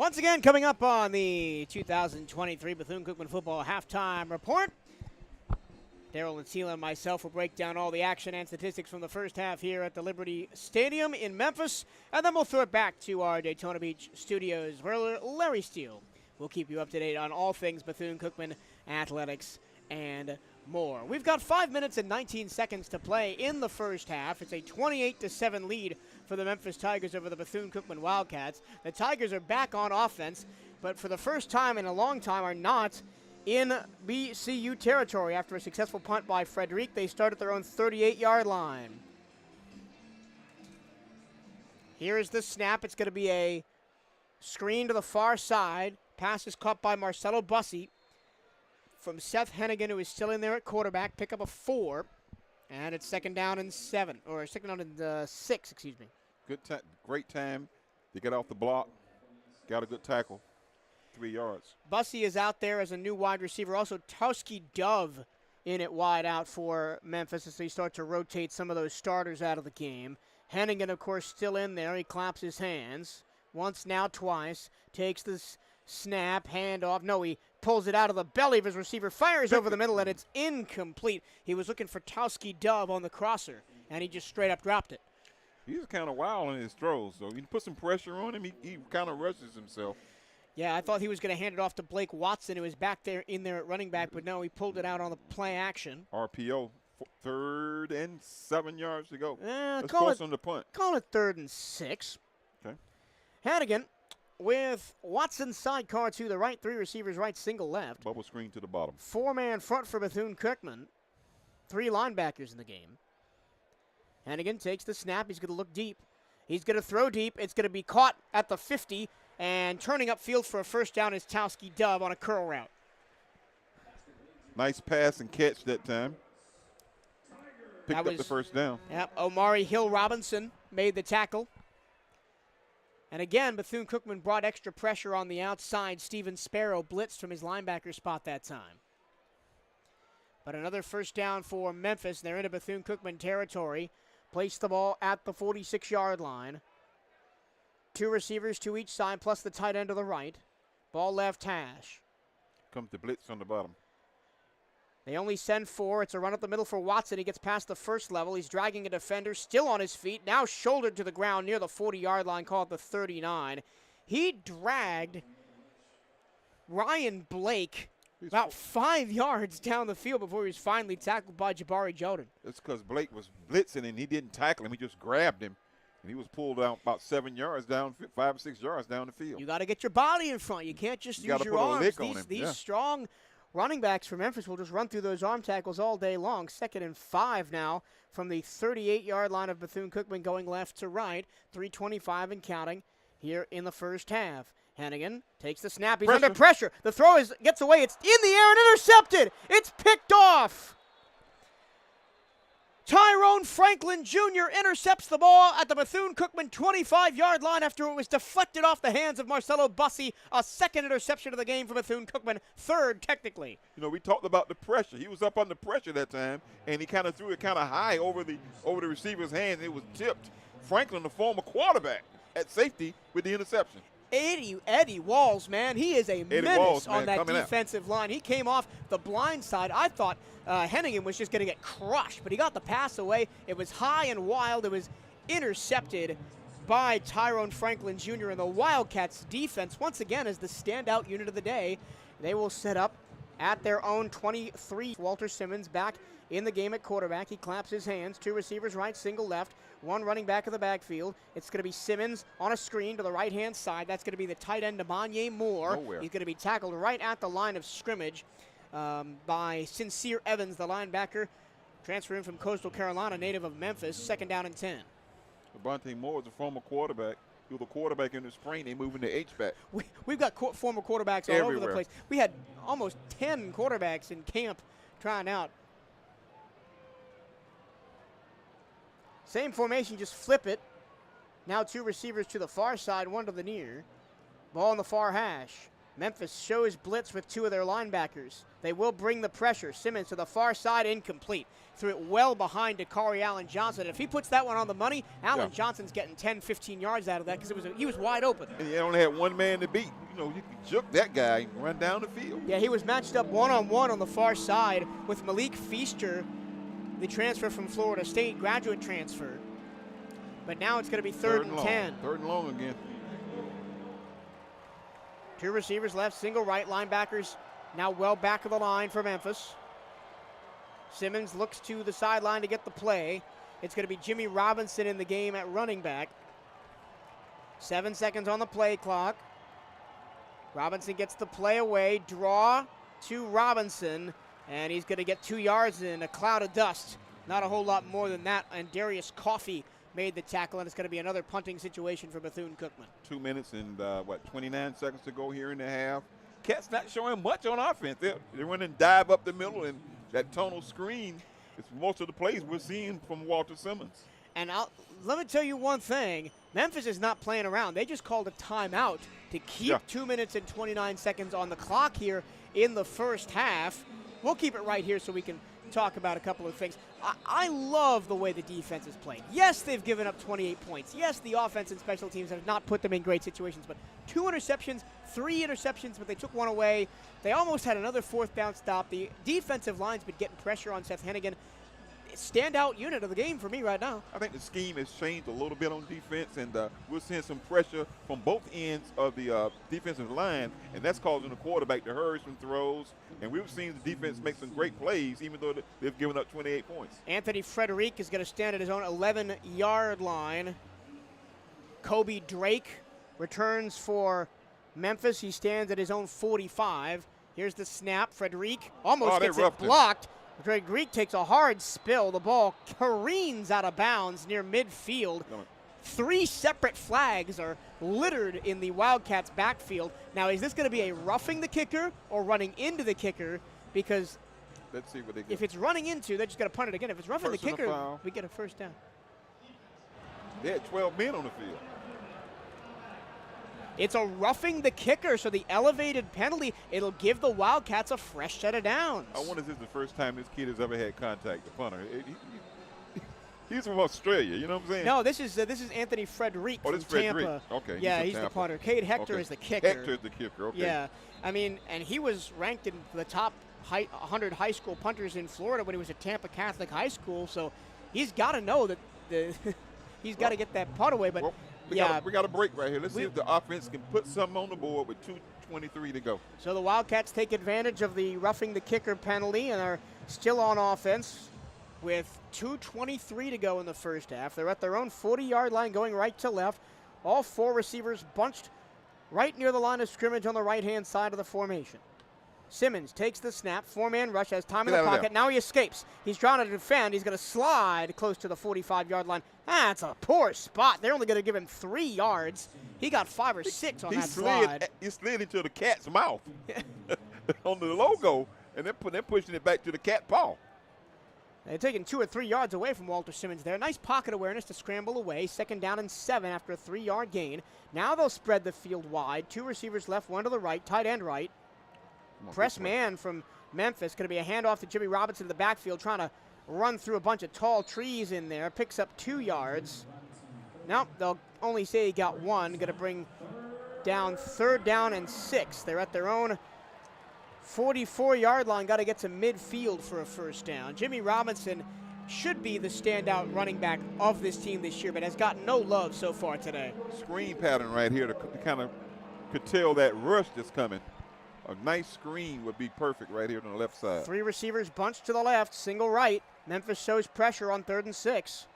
Simmons takes the snap. Here comes the blitz. He's under pressure. He's sacked. Immediately, nobody blocked the man right up the middle on Darius Coffey. And it's going to be a loss of about 10 yards as Simmons tried to escape backwards to the 36-yard line, and Memphis is going to take a 2nd timeout. That was the screen that we'll call, but that guy was not even blocked.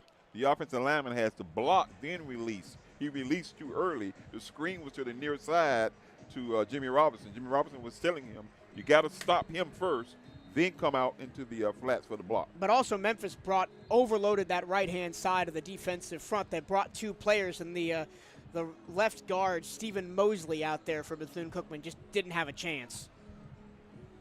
Nice blitz package dialed up there. That was defensive coordinator Matt Barnes, former defensive coordinator at Liberty and linebackers coach at Northern Illinois. Northern Illinois had a pretty big win earlier today, beat Boston College in overtime up in Boston. Oh, that was a great upset.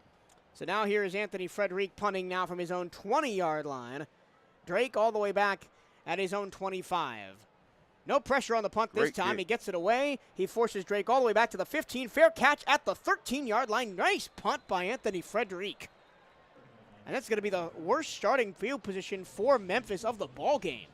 We'll see them come out in a pass package right now, trying to get down the field in field goal range. It's only a minute and 6 seconds to go. We'll see them air it out right here. The sun begins to set behind us. The clouds beginning to reflect a pinkish purple hue as the floodlights are on here. It's a gorgeous sight of Liberty. The Liberty Bowl. Liberty Stadium. It's officially Simmons Bank Liberty Stadium here in Memphis, Tennessee. I've seen so many games here from this ballpark. I've always wanted to come here, and I'm checking this one off on my bucket list. Again, not the greatest crowd out here tonight. Maybe about 60% full when all said and done. Like it's about 10,000 people here, 15,000 people. That's nothing for a 58,000 seat stadium.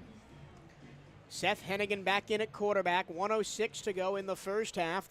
Memphis will start at their own 14-yard line, going left to right. Three safeties and a linebacker in. Hennigan claps twice, takes the snap, 4-man rush. Pressure coming from the backside. Hennigan's going to be sacked. He's going to be sacked. Amari Jones with the big crunching tackle on a loss of 5. If one thing comes out of this is our defense is growing up tonight. They're getting a chance to make some plays against a tough D1 team. 3 picks, hurries, forced incompletions, now a sack. The defensive front has been causing some havoc. And Memphis is going to Bethune-Cookman's going to take their first timeout of the first half. But how about Amari Jones, man? He had that fantastic interception return for a touchdown, which is the only points on the board for Bethune-Cookman, because he batted a pass on the line of scrimmage up to himself and ran 50 yards for a score. Now he forces his way through for a sack. He has had a great game, the junior from Ruskin, Florida. You know, Coach Woody talked about effort. He was looking for the guys who were going to make effort. Effort and you making plays, that's how you grow up. I've been really impressed by the entire defensive front. Adrian Hall, Eddie Walls. I have too. Deontay Washington at nose guard. Steven Sparrow has been bringing some pressure off the edge. And that's one of our weak spots last year. We couldn't stop the run. We didn't have any edge rushers. After the timeout, it is going to be 2nd down and 16 for Memphis from their own 8-yard line. Going left to right again. Throw a pick 6 right here. Handoff short up the middle, room to run, past the 10, bouncing off tacklers. It's Watson. He's got a first down up near the 30, spot him at the 28-yard line. What a run.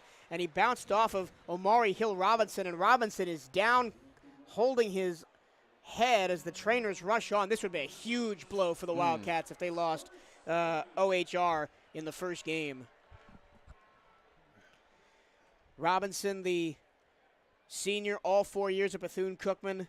All SWAC first team last season, 4 interceptions for him. All SWAC preseason first team, and unfortunately for the Wildcats, numero uno is down in some discomfort at around the 20-yard line, right on that American Athletic Conference logo to viewers left. Looks like he had the wind knocked out of him. But again, on that run, Blake Watson, it was just a draw right up the middle, and once he got to the second level, there was nobody's going to individually make a tackle on this like he running had a back cramp. core. The way he's walking, like he had a cramp in his leg. That's the best case scenario. Oh, that's great. But I'm going back to that run that Watson had, right? You've got to gang tackle this guy. He's so strong in his lower core. He's just going to run through all those solo arm tackles. Yeah, all these backs from Memphis are strong guys, man. 1st and 10 for Memphis at their own 28. Make it the 29. Here's the snap. Pressure coming. Forcing to run out of the pocket and slide down. Gain of 4 yards for Seth Hennigan that time. Again, defensive line doing work. Forcing Hennigan to scramble.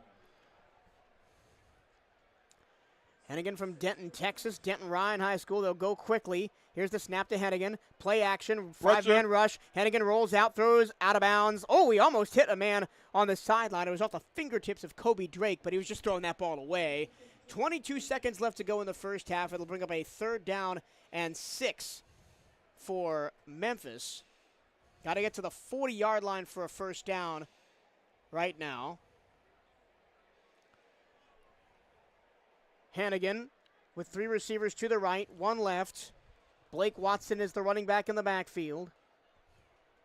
Landfier, the tight end, right. He's going to hand it off to Watson right up the middle. Has a lane. He's going to be rumbled down by 4 gold jerseys. Short of the first down. Needed the 40, got to the 39. Great stop that time. And there's only 8 seconds left in the half, so I think Memphis is just going to let this one go and head into the break with the lead. 000 on the first half clock. There was some highs, mostly on the defensive end. There was some lows, mostly on the offensive end. The score at the break is the Memphis Tigers 28, the Bethune-Cookman Wildcats 7. Before I get your breakdown of the first half, Darryl, let's run you through some stats. Total yards, Memphis 297, Bethune-Cookman 24. Passing yards, 170 for Memphis, just 2 passing yards for Bethune-Cookman. 22 rushing yards for BCU, 127 for Memphis. Memphis has been penalized 3 times for 35 yards. The big roughing the kicker penalty that gave Bethune-Cookman another chance on one of their series. Bethune-Cookman 2 first downs, Memphis 17. Memphis 2 of 8 on 3rd down, 1 of 7 on 3rd down for Bethune-Cookman. Memphis 2 of 2 on 4th down, Bethune-Cookman 0 of 1. 47 total plays to 24 in favor of Memphis. 6.3 yards per play and 8.5 yards of completion for the Hennigan-led Memphis offense. 5 out of 6 in the red zone. 19 minutes of possession time for the Tigers, 10:36 for Bethune-Cookman. The Wildcats have 1 turnover. Of course, that was the pick 6 for the Wildcats. Amari Jones with the play of the first half for BCU. Batted the ball up at the line of scrimmage on a screen pass and then caught it himself and ran 50 yards for the touchdown. BCU has fumbled the ball once. Memphis has been picked off twice. Bethune-Cookman has been sacked once and has sacked Hennigan twice. And both teams have 4 tackles for loss. Now we bring in Darryl Latil. Darryl, first half, probably about what we expected on the offensive side, but even though the Memphis Tigers scored 28 points, I think the defense has a lot to be positive about going into the locker room. Well, first of all, we've seen a clean football game. Not many penalties. The Cats have been on point on defense.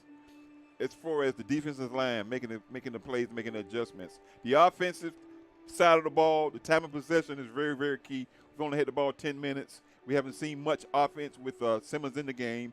We saw a few breakout plays here and there in the first drive. He kept it a few times and got some positive yardage. But I'm just looking at the growth of this young ball club. We got 51 underclassmen playing in this football game. I'm looking at the growth of the defensive line. They're coming. You hear me? They're coming at the quarterback, and that's what we want to see, a ferocious defense. You got a number of guys on the sideline who could play quarterback. You got 8 quarterbacks. Memphis has had 8 drives in this first half. 3 of them started inside BCU territory, and one of them started right at midfield, and one of them started at their own 39-yard line. So it's been a losing battle for the defense up front. Really, the score doesn't reflect the way they've played because they've been put in some bad situations, some good punt returns, some miscues on offense. Of course, we fumbled the ball inside the red zone at one point. But take nothing away from this defense. They've played really well. Let's flip the script and talk about the offense. Again, only 1 passing yard, only 25 total yards. They've kind of looked out of sync, and this fantastic Memphis front 7 has been giving them fits. I think we've been very vanilla because I know Coach Gerbino, he has an awesome playbook. I think what we've seen is the dive left, dive right, and the tunnel screen. We haven't seen much creativity on the offensive side. We did throw the ball down the field in the latter part of the second quarter, but I would like to see a little bit more creativity to open up some lanes and use some of that speed to just get a drive going. And now we send it back to Daytona Beach, Florida, to our 1380 WELE, the Cat Studios. and Larry Steele with the halftime report. If you're listening to us on YouTube via the CatEye Network, you will not hear this coverage. This is exclusive to 1380 WELE The Cat. If you're around town in Daytona Beach, go to tune your radio dials to 1380 WELE, and you can go to 1380WELEthecat.com to find it streaming live. We now send you back to the studio to Larry Steele. Larry?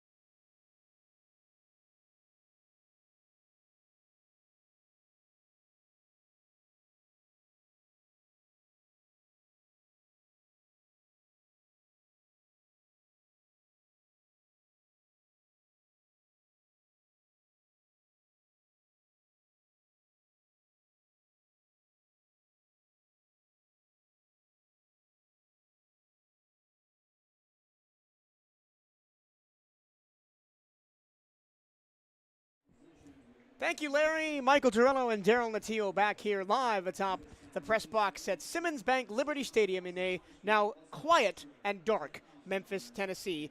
The town may be quiet. The stadium has been hopping as the hometown Memphis Tigers have a 28-7 lead over the Bethune-Cookman Wildcats. We've got about 6 minutes to talk about whatever we want before we get back to the second half. Let's start with some individual player stats. For Bethune-Cookman, Walter Simmons is 5 of 10 for 2 yards, 50% completion and a 51% passer rating. Rushing, Simmons has ran 7 times for 6 yards with a long of 7.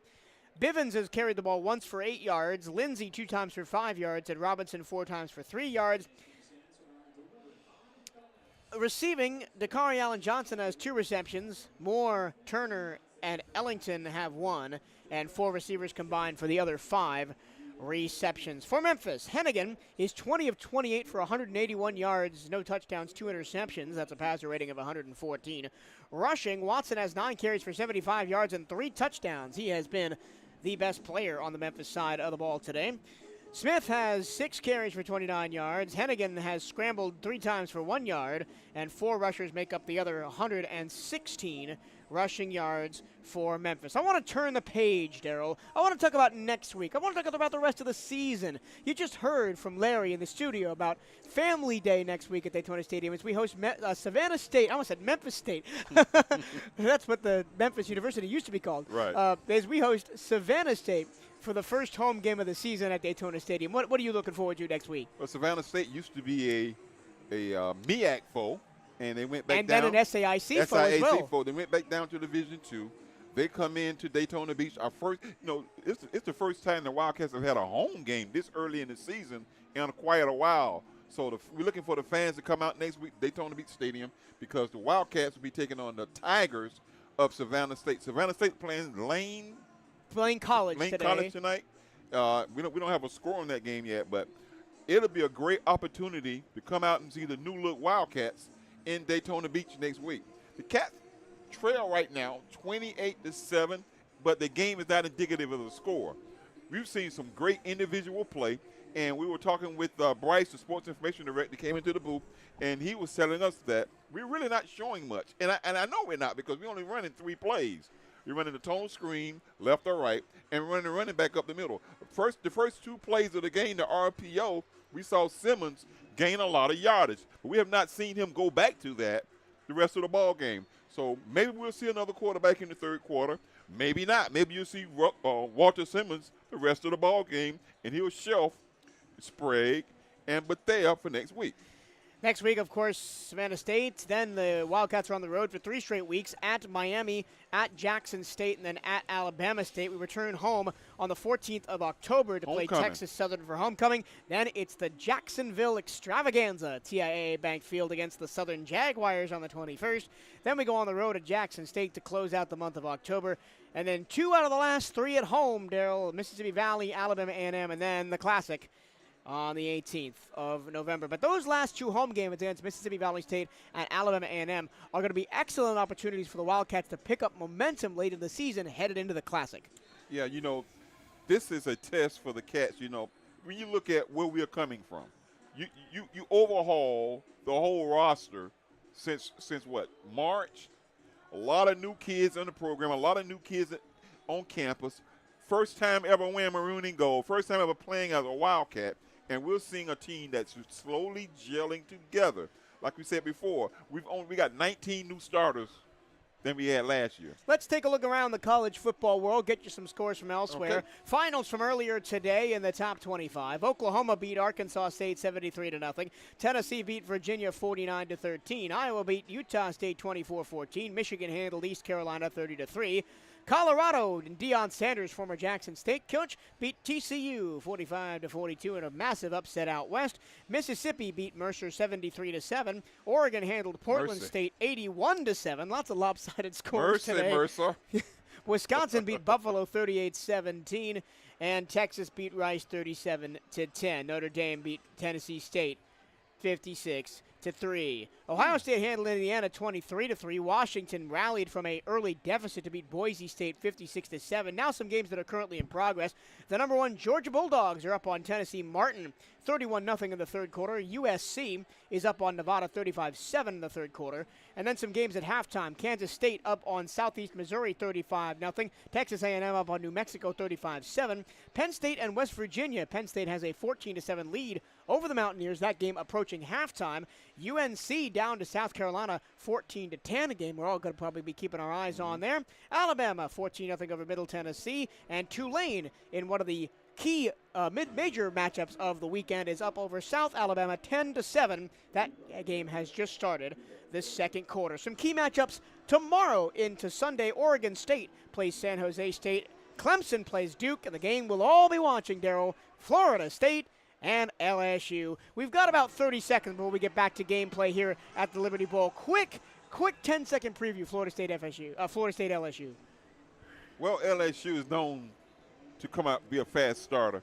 Florida State, on the other hand, they've found their footing. I like to see Florida State in that game. Florida State over LSU.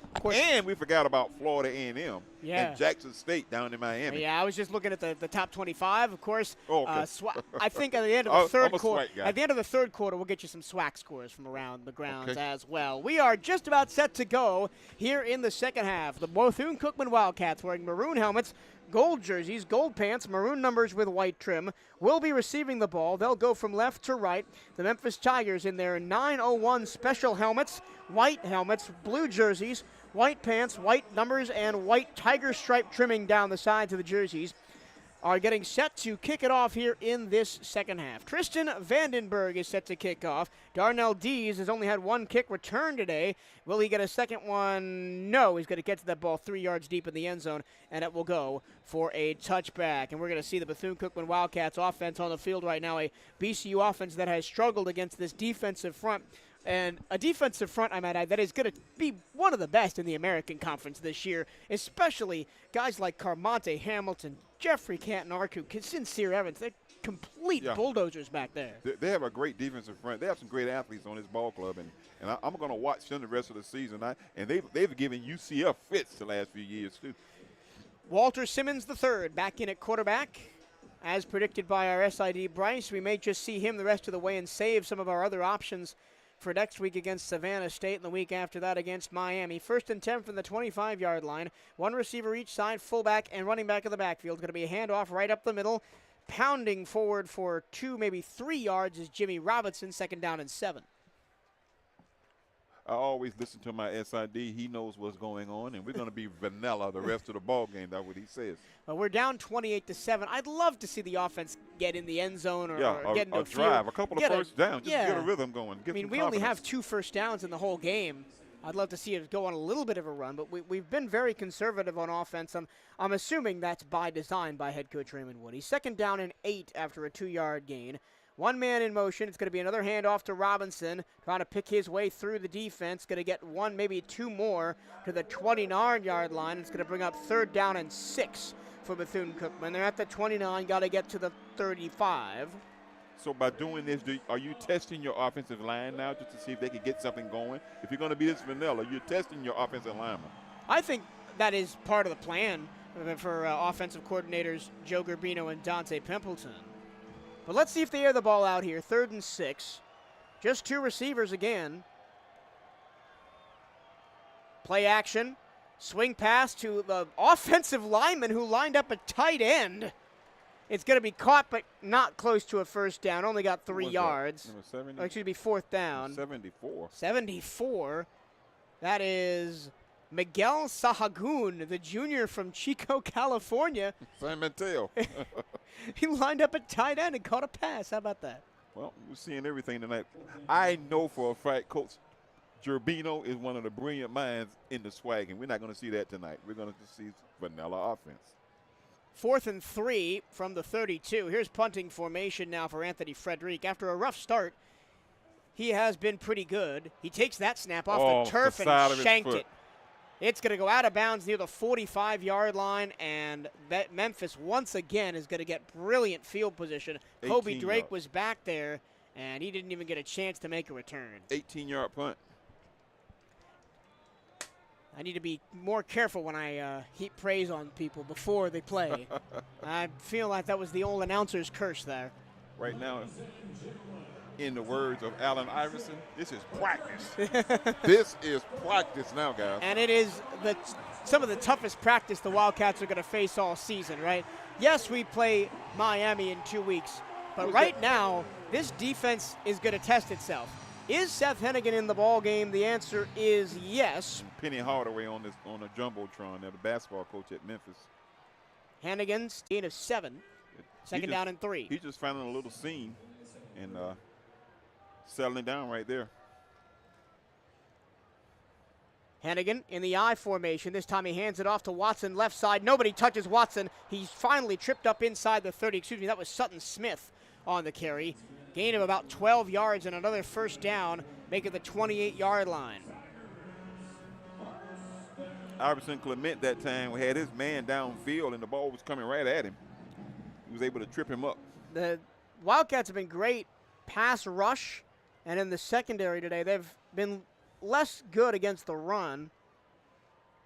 Again, this Memphis offensive line is extremely talented. They're going to run the ball again, and it's another hole, huge hole up the left-hand side, inside the 20. A wave of gold jerseys tackles Sutton Smith at the 15-yard line. Another 15-ish yard gain, another first down for Memphis. They're quickly into the red zone. Not getting off the block. They're holding him up at the line of scrimmage, but nobody's getting off their block to make the tackle. First and 10 at the 15-yard line. Again, I formation, 2 receivers left, single right. Sutton Smith, again, the lone back behind Seth Hennigan, the junior quarterback superstar from Denton, Texas. Now he goes under center. Hand off Sutton Smith. Ankle tackle broken to the 10. Run out of bounds near side at the 3-yard line. Picked up the first down. He did get another first down. It's going to be first and goal for Memphis. Eddie Walls actually had to come all the way over from defensive end to make the tackle.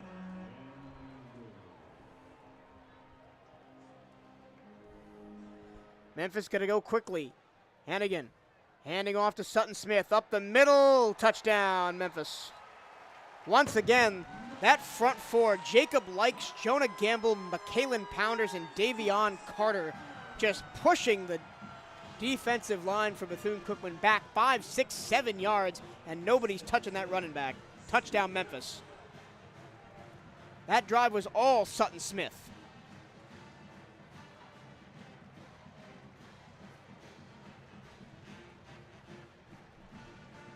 On for the extra point is Seth Morgan. And all he's had to do today is extra points and 1 field goal. The snap is down. The hold is good. The kick is good. And with 10 minutes and 59 seconds to go in the third quarter, it's Memphis 35, Bethune-Cookman 7. You're watching and listening to Bethune-Cookman University football on CatEye Network Radio.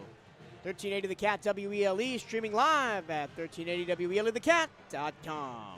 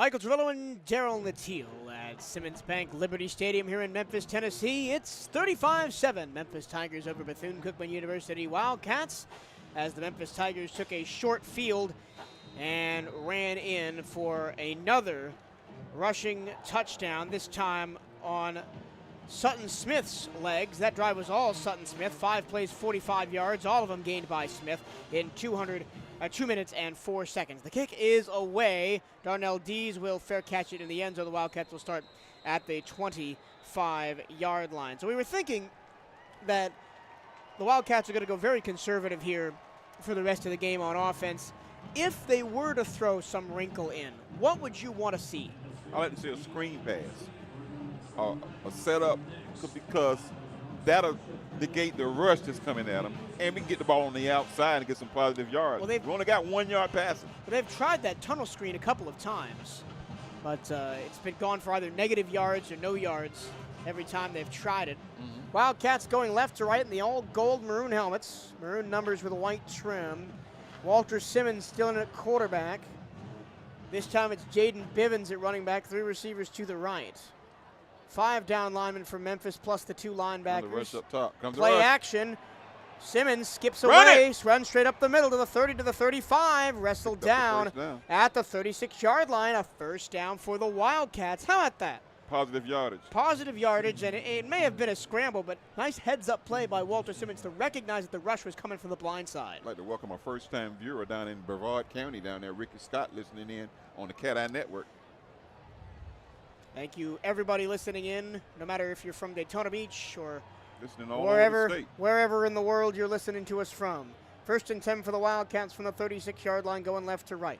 Simmons claps his hands. A third time takes the snap. 4-man rush, going to float it out to the far side on a screen. It's caught by Bivens. He's going to be wrestled out of bounds. Excuse me, that's Juvensley Brazil, the graduate transfer from Washington State. Wrestled out of bounds after a gain of only 1. That's the first time we've seen Juvensley Basil.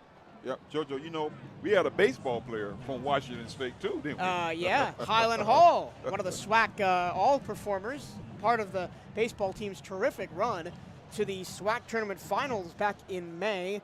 2nd down and 9 after the gain of 1 on the screen pass. Bazil still in the backfield as running back. He's going to be a fake. Screen to the far side. Pass is caught at the 40. Muscling his way past 2 defenders. Close to a first down at the 45. Who was on that on the reception? It was Davino Ellington. And he's going to set up a 3rd down at a manageable 2. And so Davino Ellington, they've gone to the screen pass. There it is. There it is. Davino out of Panama City, one of my favorite ball players on the team. 3rd down and about 2 yards to go for the Cats. We're moving the football. Wildcats are at the 44. They need the 46 for a first down. Bazil in at running back. 2 by 2, the wide receivers. It's going to be a handoff up the middle. Bazil gets swarmed. He got absolutely nowhere. Kiviante Spears pushes him back a yard, and it's going to be 4th and 3. Can you say vanilla? And Juvensley Bazil is one of those players that I've been really looking forward to watching this year. That Washington State, that Power 5 transfer. And it's 4th down, and it looks like they are going to punt the football. Here comes the punting unit. They did go for it once on 4th down and short in the first quarter, and unfortunately didn't get it. Yeah. Again, there was 4th and 1 at that point. It was a Jimmy Robinson carry that got stuffed to the line of scrimmage. That's that interior run defense from Memphis too much right now. And the Wildcats have been more successful when they've gone outside with it. Weird snap. The punt is away from Anthony Frederick.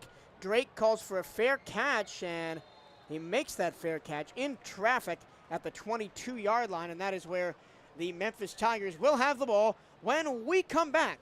You're listening to Bethune-Cookman Wildcats Football on CatEye Network Radio. Are we going to go to commercial break? We're waiting for the red hat on the field to confirm. We are still not sure if we're going to break or not. Yes, we are going to go to break. So let's take a 2-minute break and be right back. This is Bethune-Cookman Football on CatEye Network Radio, 1380 WELE The Cat, streaming live at 1380 WELETheCat.com.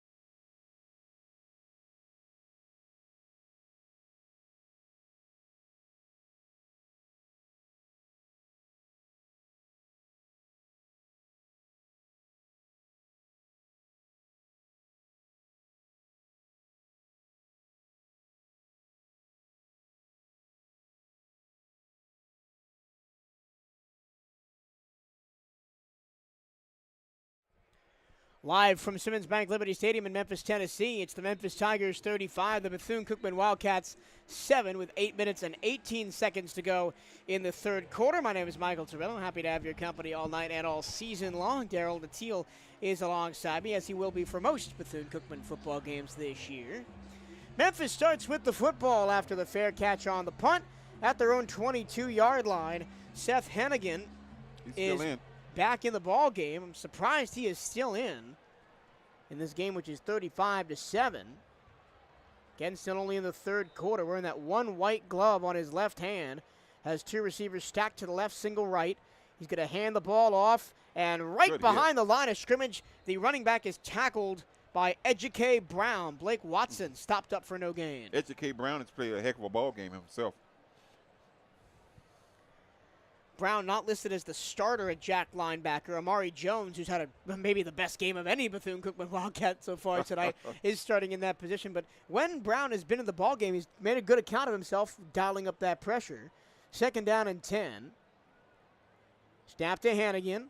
Pressure coming. He throws over the middle. That pass is caught at the 30, to the 35-40. It's Demir Blankhamsey still going as he reverses field to the near side. Gets to the midfield logo almost. They'll spot the ball at the 44-yard line. A 24-yard gain for Demir Blankhamsey. Blankhamsey only has 2 catches, but he's already almost at 80 yards receiving. The middle of the field is wide open. You're playing man-to-man, and you got a 5-man front, 2 linebackers trying to blitz, and you got man-to-man coverage in the secondary. Hannigan once again in the gun. 2 receivers stacked up to the right, very close to the line of scrimmage, right on the hash. Ball in the middle of the field. Hennigan takes the snap. It's going to be a screen out to the far side to Drake. Drake makes a man miss, follows his blockers, gets close to a first down at the BCU 47-yard line. He's going to be 1 yard short of the first down, needed the 46. And that's the play that you said you wanted us to run, that bunch the receivers to one side and screen it that way. And the receivers out there did a great job blocking for Kobe Drake. Now second down and 1.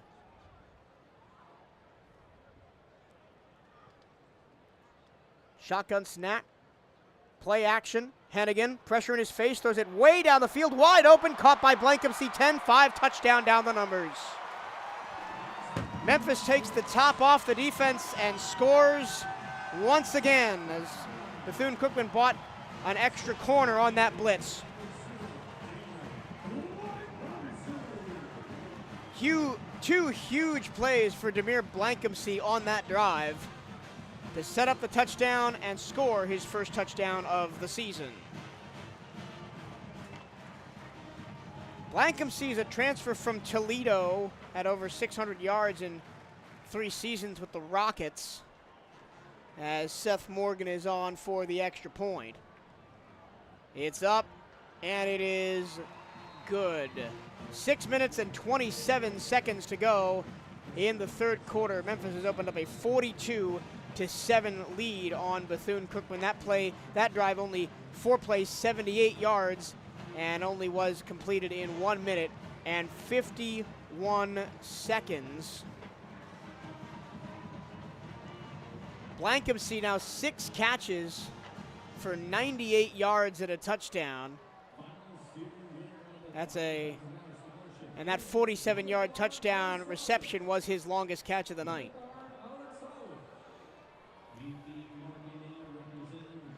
Well, the score is now 42-7. Memphis over BCU, 6:27 to go in the third quarter. We'll take a break and be right back. This is Bethune-Cookman University football on CatEye Network Radio, 1380 WELE The Cat, streaming live 1380 WELETheCat.com.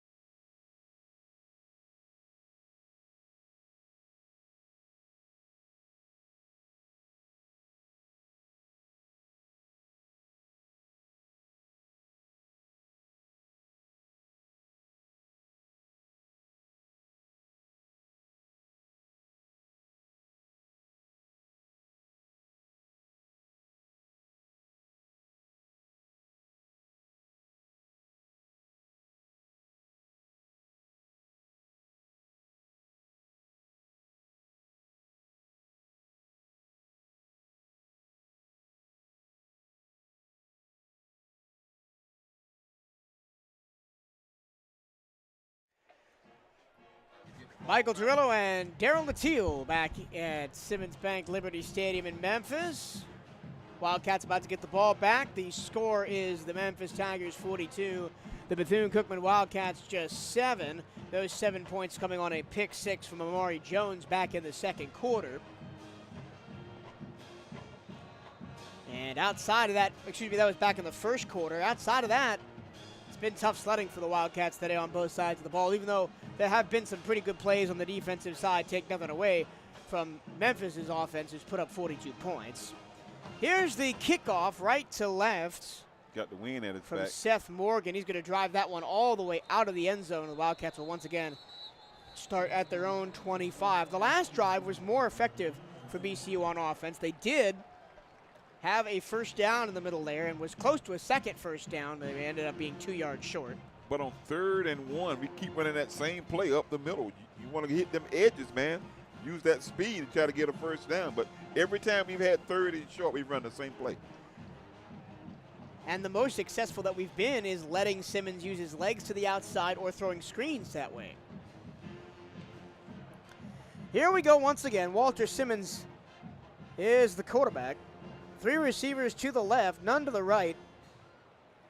7 in the box for Memphis. Bazil motions out to the right. He'll take the screen pass at the 20, up to the 25, split between 2 blockers, dive his way close to a first down pickup of 8 yards, and there's the screen, Daryl. You've been calling for it. Thank you. Coach must have heard me yelling it from here in the coach's box next door.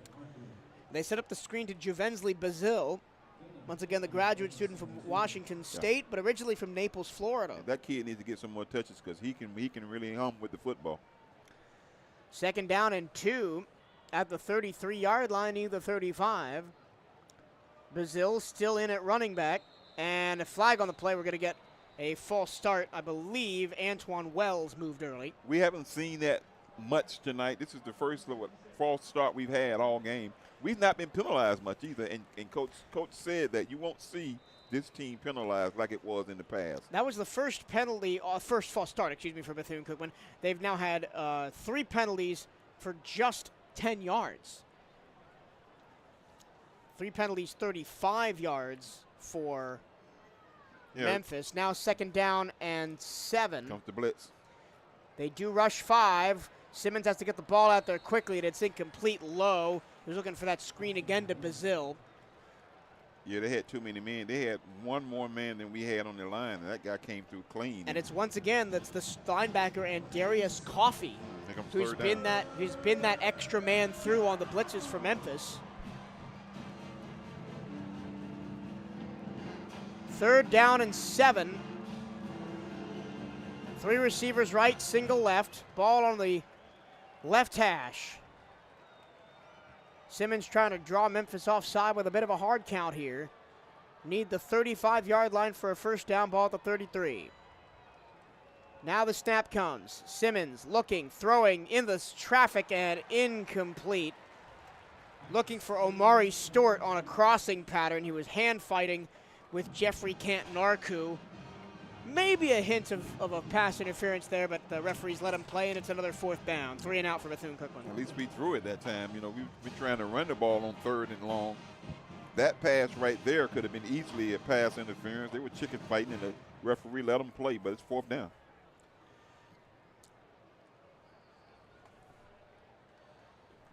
I think we have a new returner in here for Memphis. Let me see if I can catch who that is. It is Joel Williams, the defensive back, to return the kick. The punt is away from Frederic. It's high and spiraling. It's going to be fair caught by Williams at the 33-yard line. Memphis will take back over up 42-7. 5:19 to go here in the 3rd quarter. This 3rd quarter, Daryl, seems like it's been taking a while. There's still 5 minutes left, and it's taking a while because they've been moving the football and just kicking off to us. They've scored, 14 points here in the 3rd quarter? Yep, 14 points in the 3rd quarter already for Memphis, and Bethune-Cookman has run 7 plays on offense and punted twice.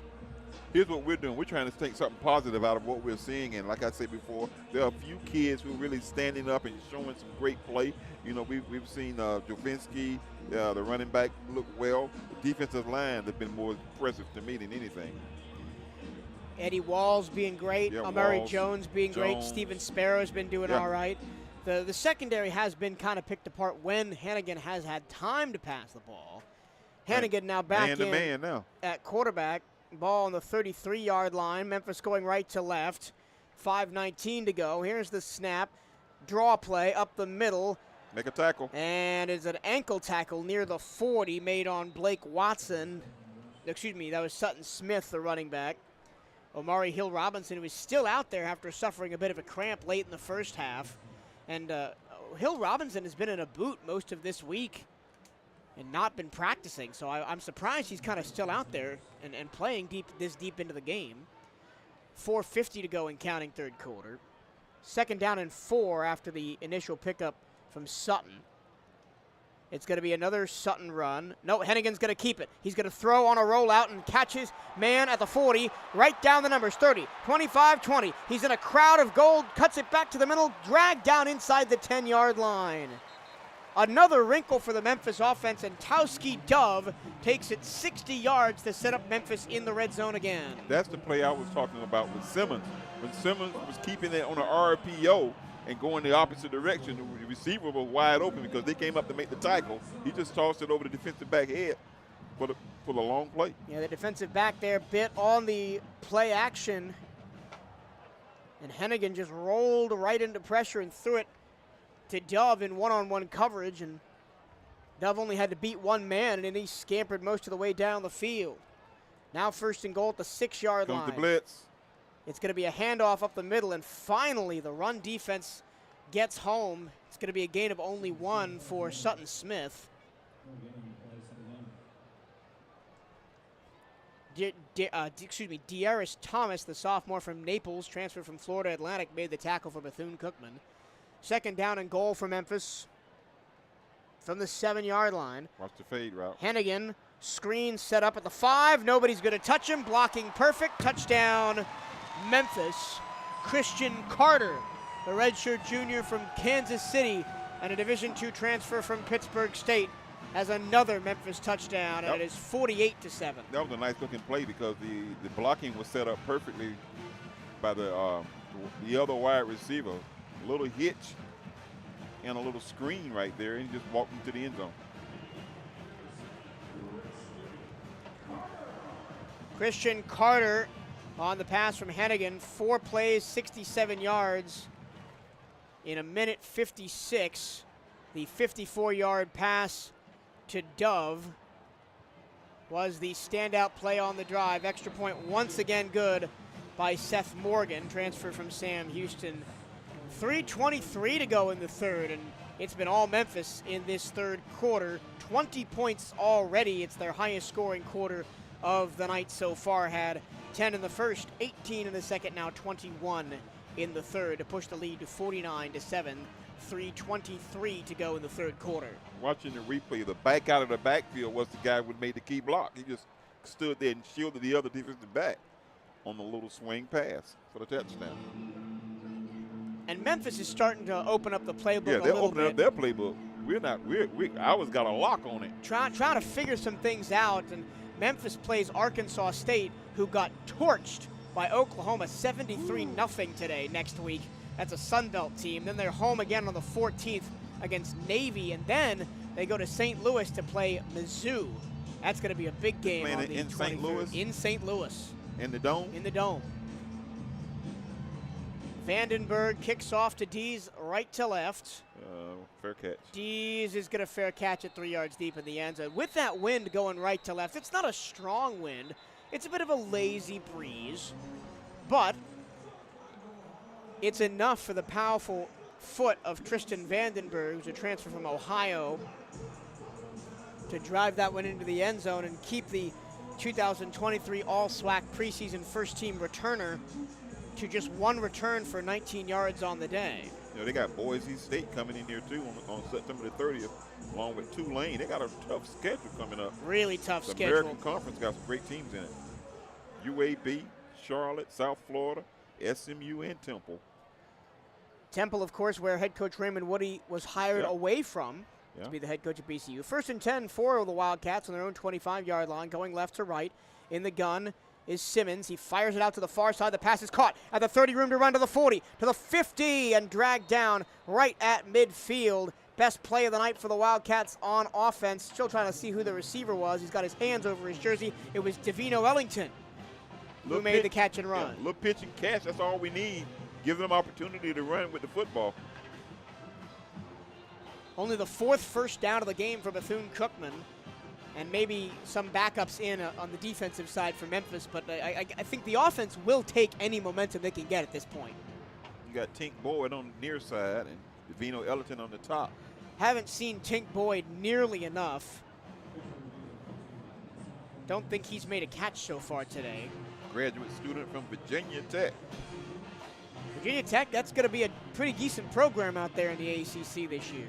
What happened? It must be an official timeout because the play clock is not running. Yeah, the game clock is stopped at 3:01 to go in the 3rd quarter. Both teams standing at the line of scrimmage, which is set at the BCU 48-yard line left to right. Wasn't Ball's a on the equipment problem or something there? He's just standing talking to our center. maybe ball's on the left hash. They're looking at a replay. Do you think that maybe Devino Ellington stepped out of bounds? Because he made the catch from one knee, but he can do that if he wasn't downed. Or no, this is college. His knee can't hit the ground. So if his knee hit the ground in the process of making the catch, he's down there. And that would negate, I think it would still be a first down, but it would negate most of that run after catch. The Wildcats have been on the end of some brutal video replays today. They had that pick 6 overturned as we see it right now on the big board. Oh, they're going to take the replay away as the referee's about to make the decision.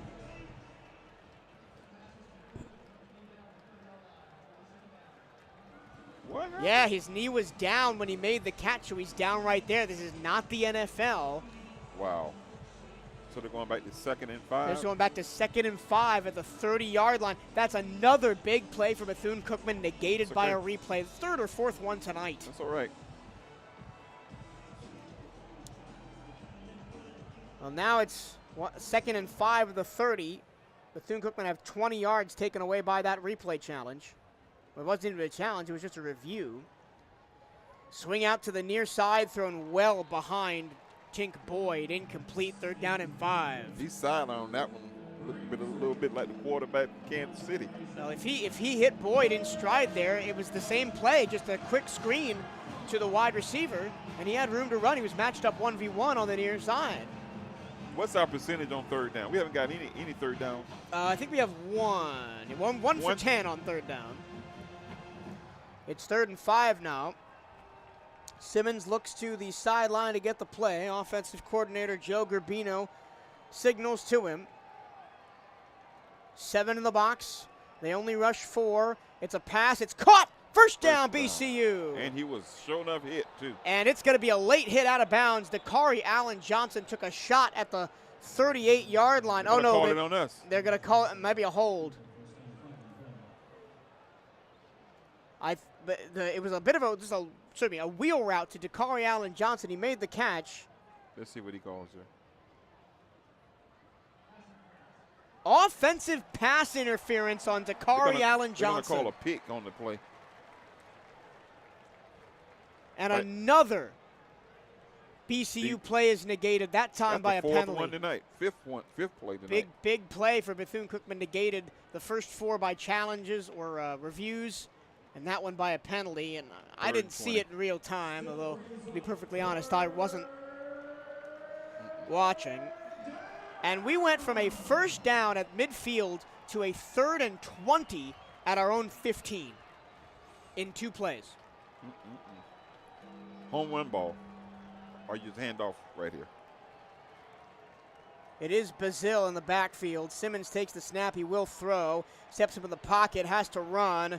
He's going to launch one down the sidelines. Incomplete. Looking for Boyd. Well, he made the 3rd down play twice in a row. He got another flag. Hold up. He was over the line of scrimmage when he threw it. Yeah. The line of scrimmage was set at the 15. He was at the 16 was where they dropped the flag. I think Memphis might just decline this. I saw head coach Ryan Silverfield go to the referee and decline the penalty, so it'll be 4th down. And this, unfortunately, looks a little bit like last year. Just, you can't do anything about the review, but the 2 penalties, self-inflicted, move you back 30, 40 yards and take what was a promising drive out of your hands, and you're going to give the ball right back to Memphis in, again, great field position.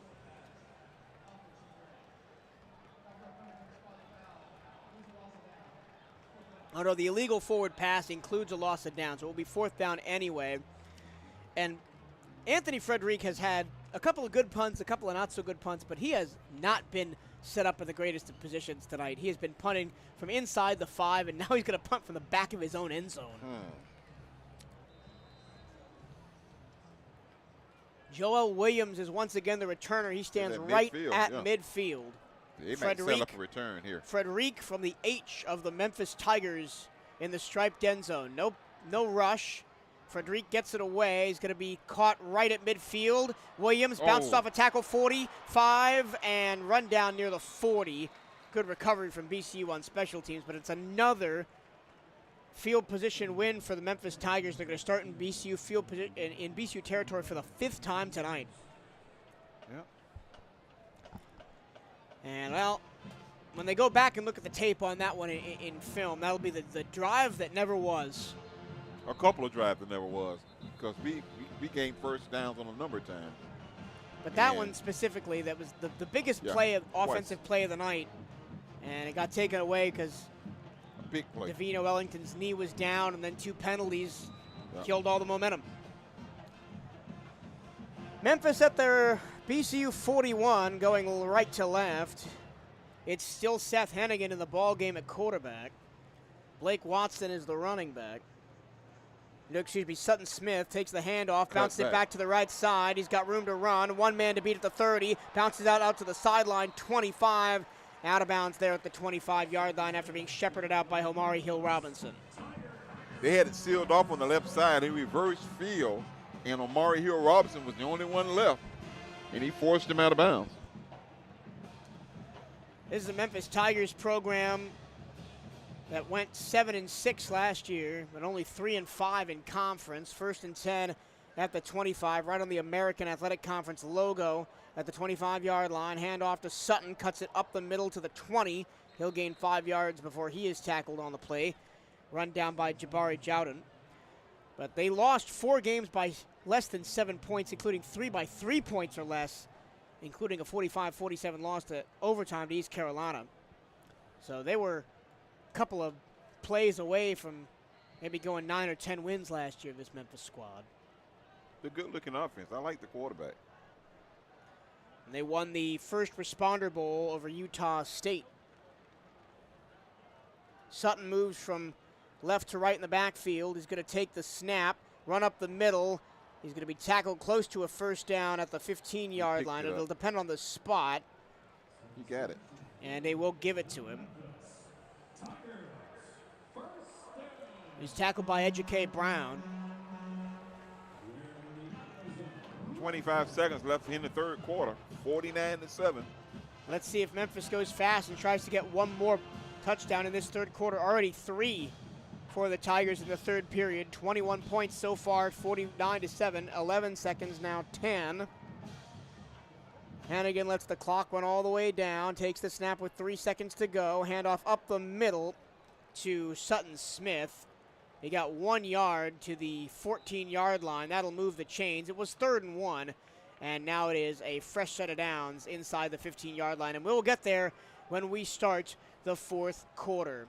It's time for the 4th here at Simmons Bank Liberty Stadium here in Memphis, Tennessee. Your score, the Memphis Tigers 49, the Bethune-Cookman Wildcats 7. We'll take a break and be right back. This is BCU Football on CatEye Network Radio, 1380 WELE The Cat, streaming live at 1380WELETheCat.com.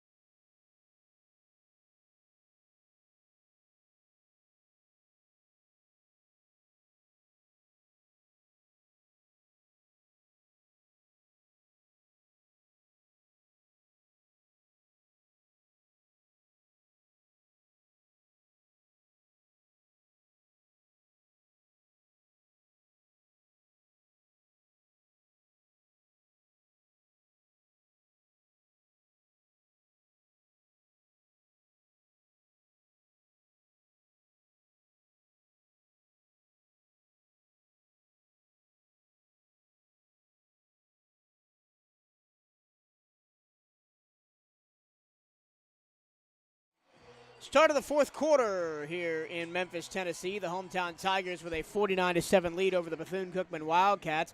Once again, my name is Michael Trubello. Happy to have your company, and happy to have the company of Daryl Latil up here in the broadcast booth as well. Memphis sets up first down and 10 from the 14-yard line. They go left to right here in the fourth quarter. Seth Hennigan still in at quarterback. Two receivers to the right, single left. Hand off to a new running back. He's going to run to the left. There's a flag down as he's pushed out of bounds near the 10-yard line. Look, it'll be a hole. New running back on the field is Catravion Hargrove, a transfer from Mississippi State. They call him Bull Hargrove.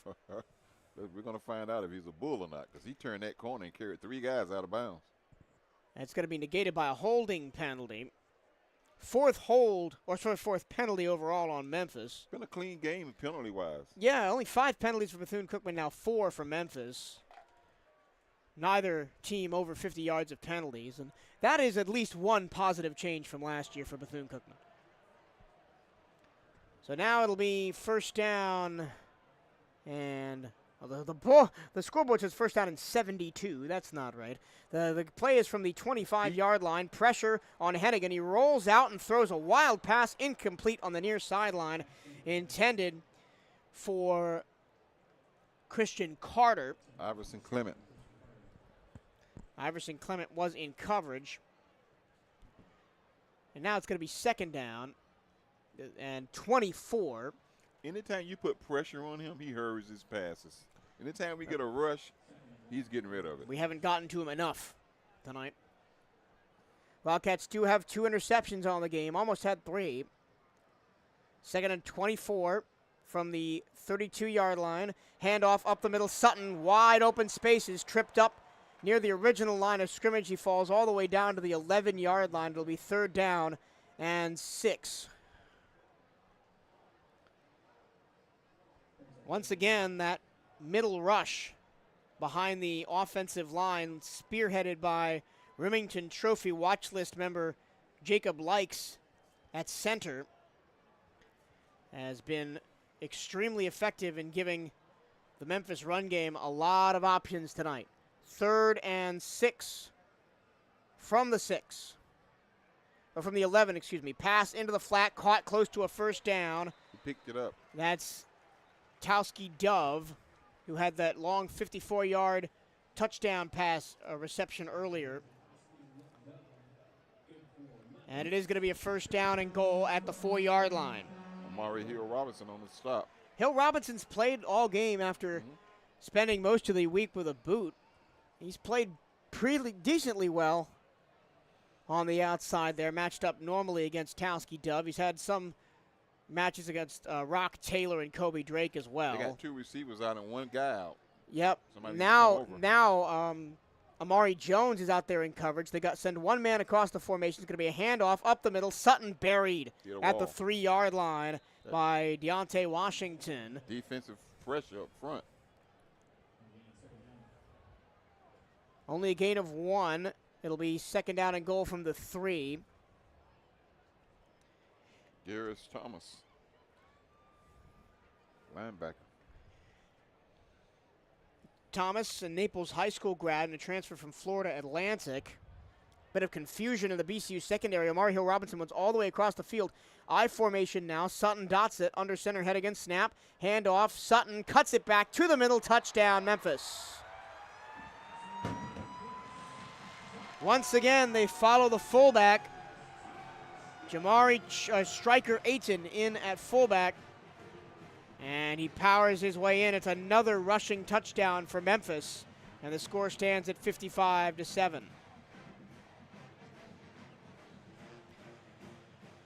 Nine plays, 41 yards, covering a minute 58 for the Memphis Tigers. Seth Morgan on to attempt the extra point again after another Sutton Smith touchdown. Smith now the top rusher for Memphis, 115 yards, 2 touchdowns. Watson 75 yards, 3 touchdowns as the extra point is up and good. It's 12:37 to go in the fourth quarter. Memphis 56, Bethune-Cookman 7. The Bethune-Cookman Wildcats are home for the first time in 7 days as they host the Tigers once again of Savannah State. I was remarking to our SIT Price earlier on the trip up here from Florida. We play so many Tigers this year. Memphis, Savannah State, Jackson State, Texas Southern. Oh, yeah, you're right. Play 5, Grambling State. We played 5 different Tigers. A bunch of cats against cats. Wildcats against the Tigers, yeah. We'll take a break and be right back. This is BCU Football on CatEye Network Radio, 1380thecat.com.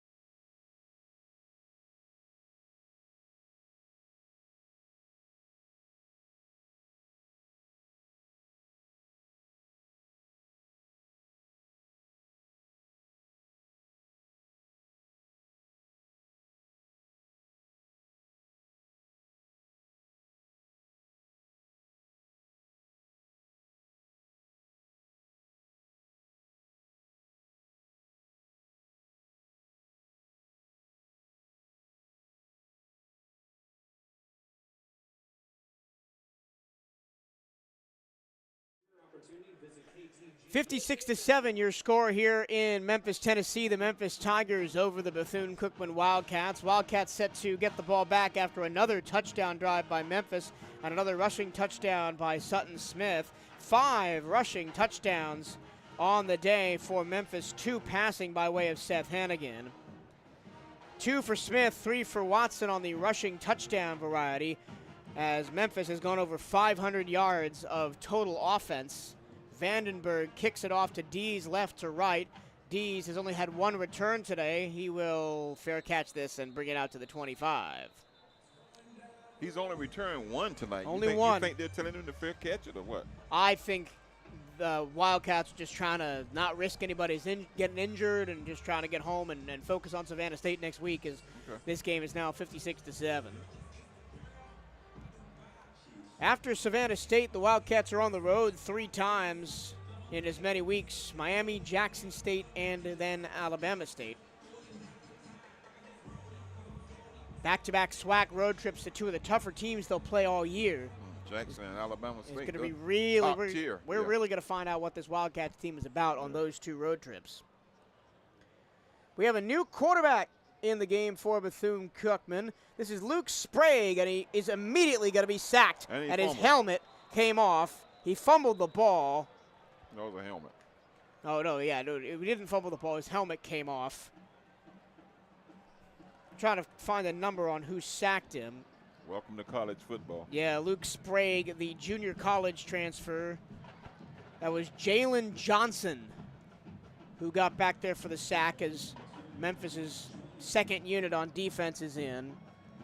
Well, Sprague played 1 play, lost 7 yards, and now here's Walter Simmons back in. I do feel bad for Luke, the transfer from Nassau Community College. He led the entire NCJAA in yards, completions, and completion percentage last year.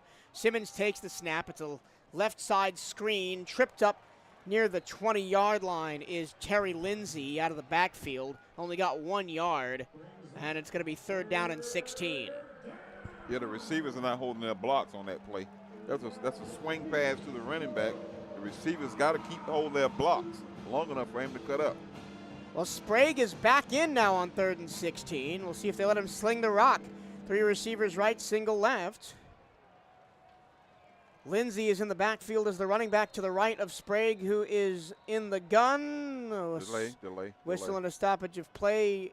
Is it a delay of game, or did Bethune-Cookman call a timeout? It is a delay of game. That's because they changed quarterback so late in the play clock. Well, now that we're in the fourth quarter, I wouldn't be surprised if we don't see Hennigan again on the Memphis side and they let somebody else take over behind center, try and get somebody some experience. Once again, 56-7 our score, 11:20 and counting here in the third quarter. Now 3rd and 21. Got to get to the 35-yard line for a first down. They're at their own 15. It's a screen pass to the far side, caught by Tink Boyd, and he's not even going to get back to the 20-yard line. He gains 4 on the play up to the 17, and then we'll bring on Anthony Frederick to come and punt it again. I'll tell you what, Anthony Frederick's going to have some practice from this game, I'll tell you what. Yeah, he's punting what? It's the 10th punt? I do not see punts on this stat sheet, but you're probably right. And once again, he stands at his own 2-yard line. Another new returner for Memphis is standing at the 45.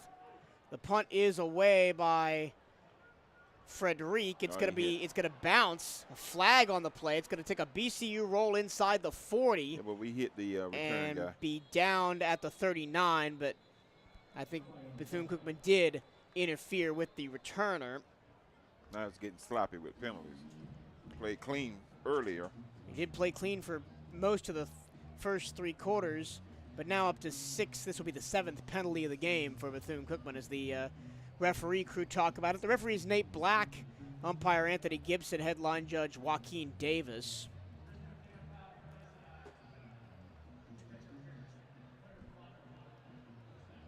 Did he just say there was no foul for fair catch interference? Yeah. Yeah, so The ball's going to be marked right there. yeah, so Another commercial. we will take a commercial break. When we come back, the Memphis Tigers will have the ball at their own 39-yard line with 10:20 to go in the ball game. Tigers 56, Wildcats 7. This is Bethune-Cookman University football on CatEye Network Radio, 1380 WELE The Cat, streaming live at 1380 WELETheCat.com.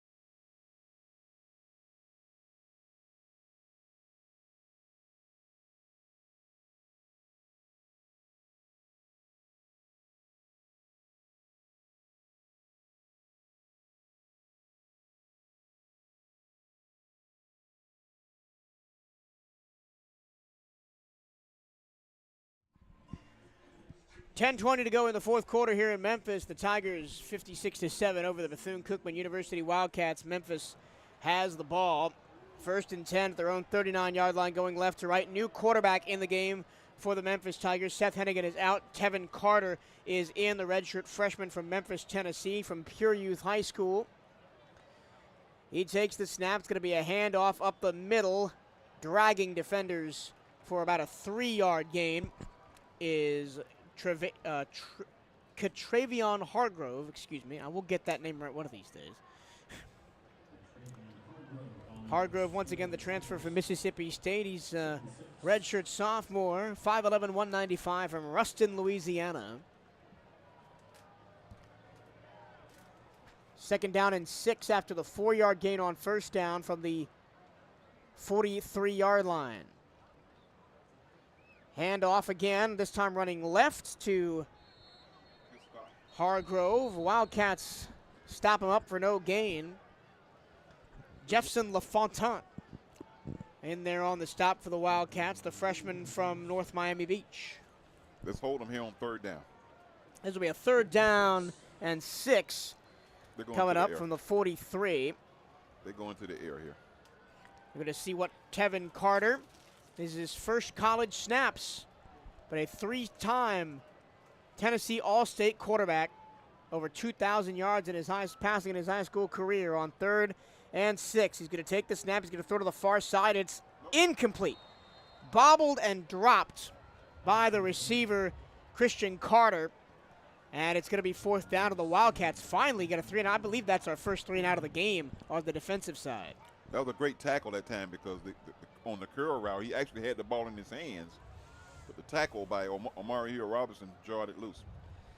I think this is only the 2nd or 3rd punt of the night for Reed Bauer. 2nd punt for Reed Bauer.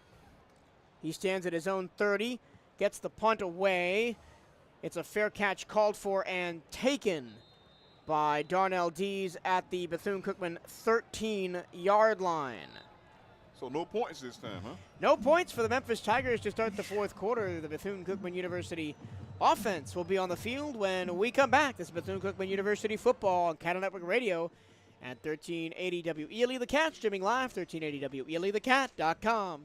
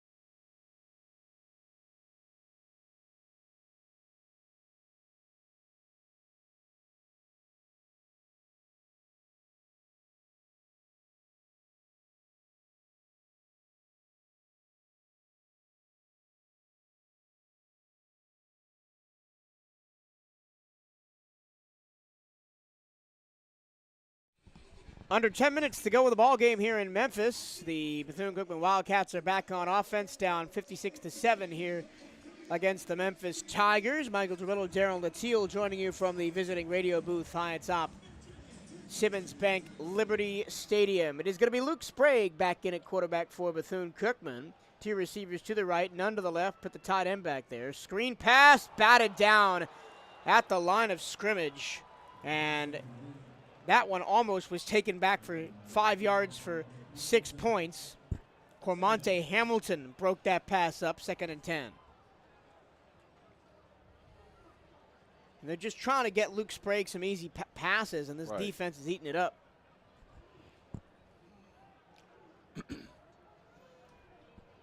Now 2nd and 10, 8:50 to go from the 12-yard line. Sprague back to pass. He's going to fire it down the numbers, and it's going to be caught.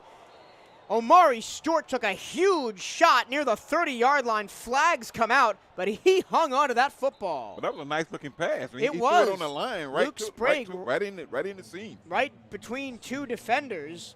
They're not moving the chain, so maybe he didn't actually make the catch. It looked to me like he made the catch. The Wildcats are setting up at the 30-yard line, but the chains are still at the 12. There are 2 flags down, and the refereeing crew is debating. One of the referees is getting an earful from head coach Ryan Silverfield. And the head coach came in and slapped that guy a high five on the catch. He came in and shook the receiver's hand saying, good catch. I mean, that's the most impressive thing anybody on offense has done all game for Bethune-Cookman. That was a great throw and a great catch by Omari Stewart. He hung on through contact. They call targeting? Yeah. Yeah, targeting.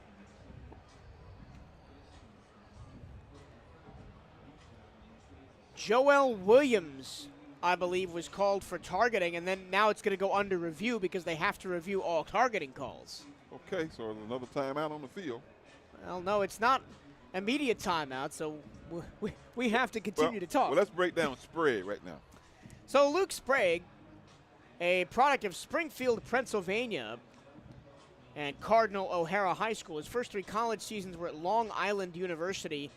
Only took 1 snap back in 2021. Then he transferred to Nassau Community College, historically one of the best junior college programs in the country, and led the NC Junior College Association in yards, completions, and completions percentage. 68% completion, 2,313 yards, 21 touchdowns, and 10 interceptions for Nassau last year up on Long Island. He has a live arm. Let's see if they're going to let him continue to throw the football. I think about pure arm strength, he's probably the best guy we have in that regard in the quarterback room. His brother Cole, also a football player, he's at Temple playing wide receiver. Okay.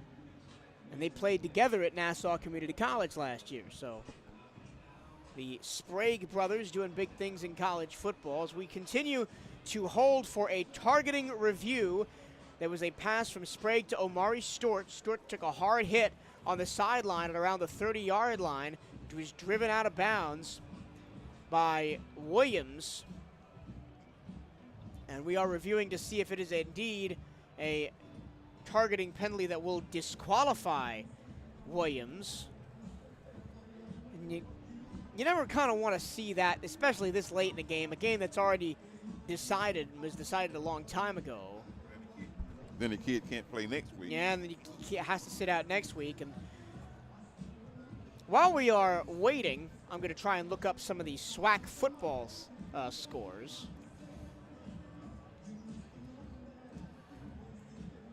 But again, this has been a fantastic experience this week for this Bethune-Cookman team, coming out here to Memphis, playing in this great stadium.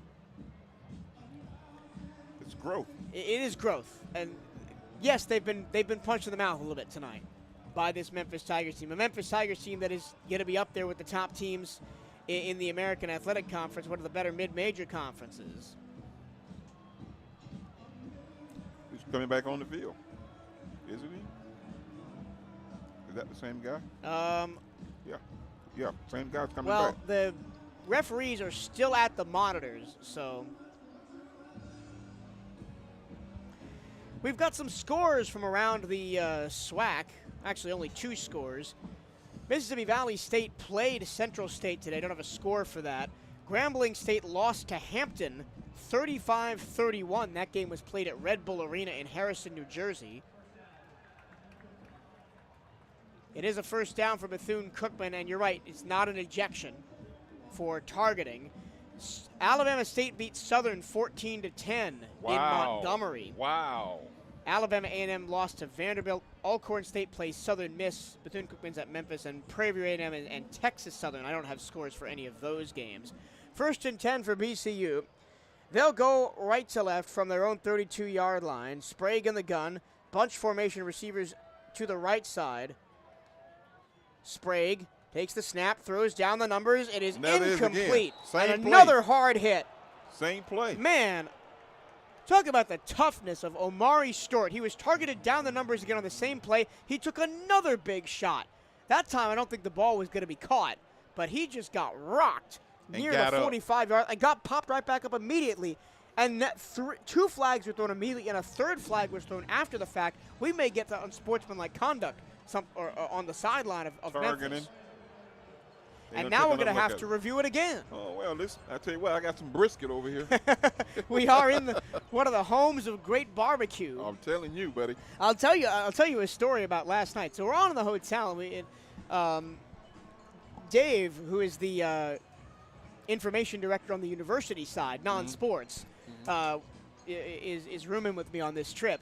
And he said, well, a couple of people from the university side that made the trip went downtown to Beale Street last night to try and get some barbecue. They were recommended a really good place. When they got down there, the place was out of barbecue, and they were closed at like 9 p.m. So they ended up going to Gus's Chicken, which is a place my dad recommended that I go. I unfortunately didn't get a chance on this trip. Central Barbecue is very good. It's right across the street from the Lorraine Hotel here in Memphis, Tennessee. That's the best barbecue I've had when I come to Memphis. Once again, we are under a review for targeting. But thanks for Bryce for bringing this brisket into the booth. And thanks for the hospitality to the Memphis staff. So no targeting on the play. Wow. Incomplete pass. Nope. 2nd down and 10. No penalty. No targeting? No penalty at all. Okay. Oh, well. So it's an incomplete pass from Sprague to Stewart. It'll be 2nd down and 10 for Bethune-Cookman at their own 32-yard line. Once again, bunch formation. Trips to the right, single left. That is Omari Stewart. Snap to Sprague. He's in trouble, has to roll to his right, looking around, now throws out of bounds. Good play. And into the 2nd row of seats behind the BCU bench on the right-hand side. If every official threw their flag on that play and they call it nothing. Because I believe the rule is it has to meet all the criteria for a targeting penalty to even get you yards. They've done away with the targeting penalty that gets you yards, but it's not an ejection foul. Okay. It's either all or nothing. So now 3rd down and 10 from the 32. Sprague still in a quarterback. Claps his hands, takes the snap. 4-man rush, Sprague, time in the pocket. Now it breaks down, and he's going to be sacked. Fumble. Oh, yeah, they got it around. The ball came out. It's picked up by Jaden Bivens, who ran close to a 1st down up to the 38-yard line. We've seen everything tonight. Luke Sprague got sacked by Derek Hunter Jr., lost the football. 4th down, It was picked up by Jaden Bivens, who, unbeknownst to pretty much everybody, got close to a 1st down. And they just showed on the replay screen the kid in the 2nd row with our football in his hand. Little souvenir for that fan in the 2nd row.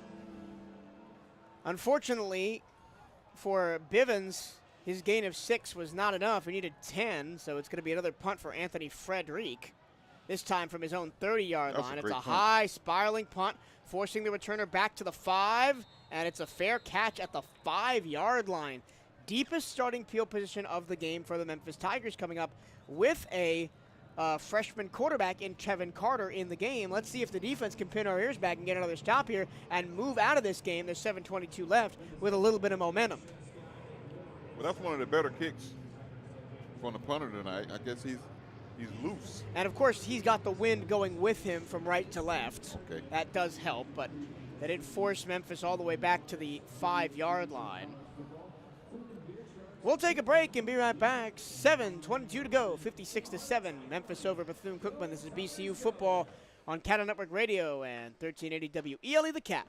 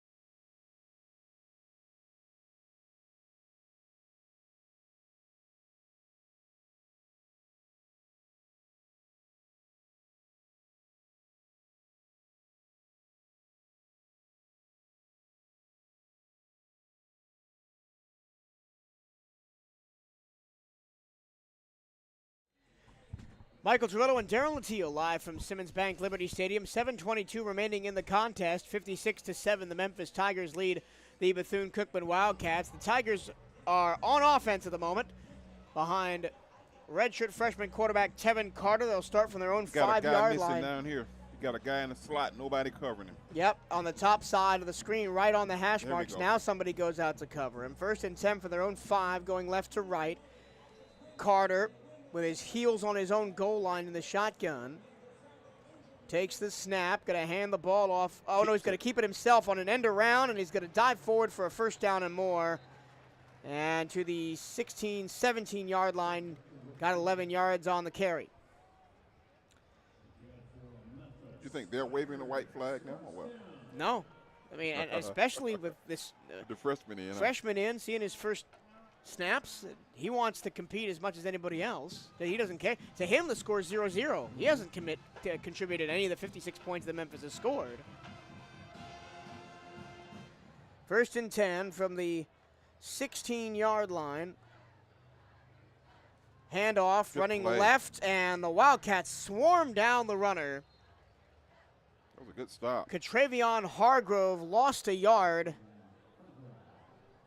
Trying to see who made that tackle. 53 for Bethune-Cookman.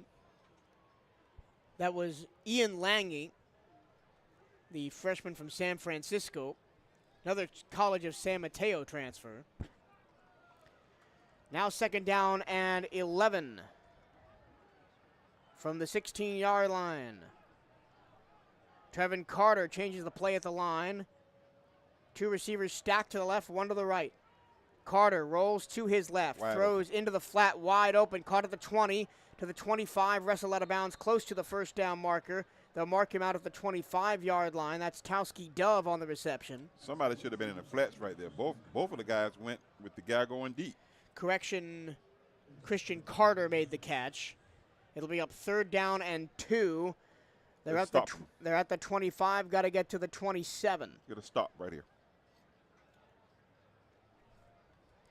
Hargrove is the running back. Carter in the gun. Both linebackers press right up to the line of scrimmage for Bethune-Cookman. Handoff, Hargrove right in the middle. He's met in the hole and driven backwards by the BCU defense. Wow. They blot the run blitz up the middle, and it was a beauty.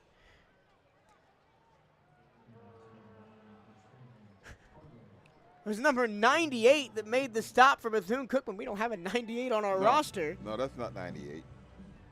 It's so hard to see those gold jerseys in the numbers. Yeah. Well, he's now off the field, so I don't know who made the tackle, unfortunately. I'm going to maybe credit it to Deontay Washington up through the middle there, or maybe Ryan Blake or Shelton Quarles. I think it was Ryan. Here's a punt. It's going to land at the 40, fair caught by Dees at the BCU 41. 4:37 to go in the contest. Wildcats will be back on offense. I'm looking forward to see a little bit more of Luke Sprague. Yeah. He has looked, when he's not been pressured immediately by blitzes, he's been decent. And he completed that one really great pass to Amari Stewart and almost did it again. I think with a little bit more seat time, Luke Sprague could be a very good quarterback in this team. He's got the arm strength. He is in there at quarterback, is Sprague.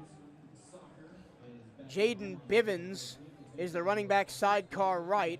Late substitution running on for Memphis on the far side is Anders Fox. And Memphis has to take a timeout because they had 12 men on the field with 4:37 to go in the fourth quarter. Coming up for Memphis, they play Arkansas State, who got crushed by Oklahoma today. Then they are home against Navy, then in St. Louis, a neutral contest against Missouri, then home against Boise State and Tulane, at UAB at North Texas, home against South Florida, at Charlotte, home against SMU, and then they finish up at Temple. And you mentioned it a little bit earlier. That's a tough schedule.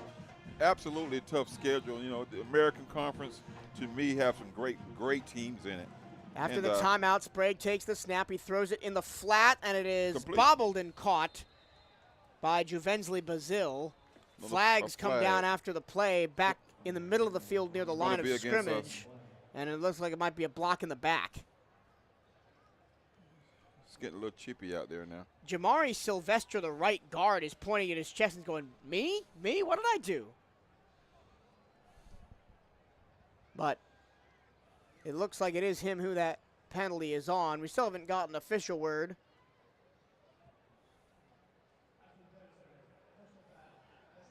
It's going to be unnecessary roughness on Jamari Sylvester. And that may be as simple as he just continued. Yeah, a little tough play after the whistle. You know, you got some young guys in the ball game in there, and they're still playing hard. Well, now a chance for Sprague to really show his arm. And it's because it's 15 yards from the spot of the foul. That'll bring up second down and 26 from the 25-yard line. Be to the airport by the time we get a first down. Sprague. Oh, good. On a draw. Nice play up the middle for the running back, Juvensley Bazil. He's upended near the 30-yard line. I like his style, man. He runs hard and low to the ground. Kevianta Spears made the tackle. It's going to be third down and 21 after the 5-yard gain. Let's see what BCU dials up here.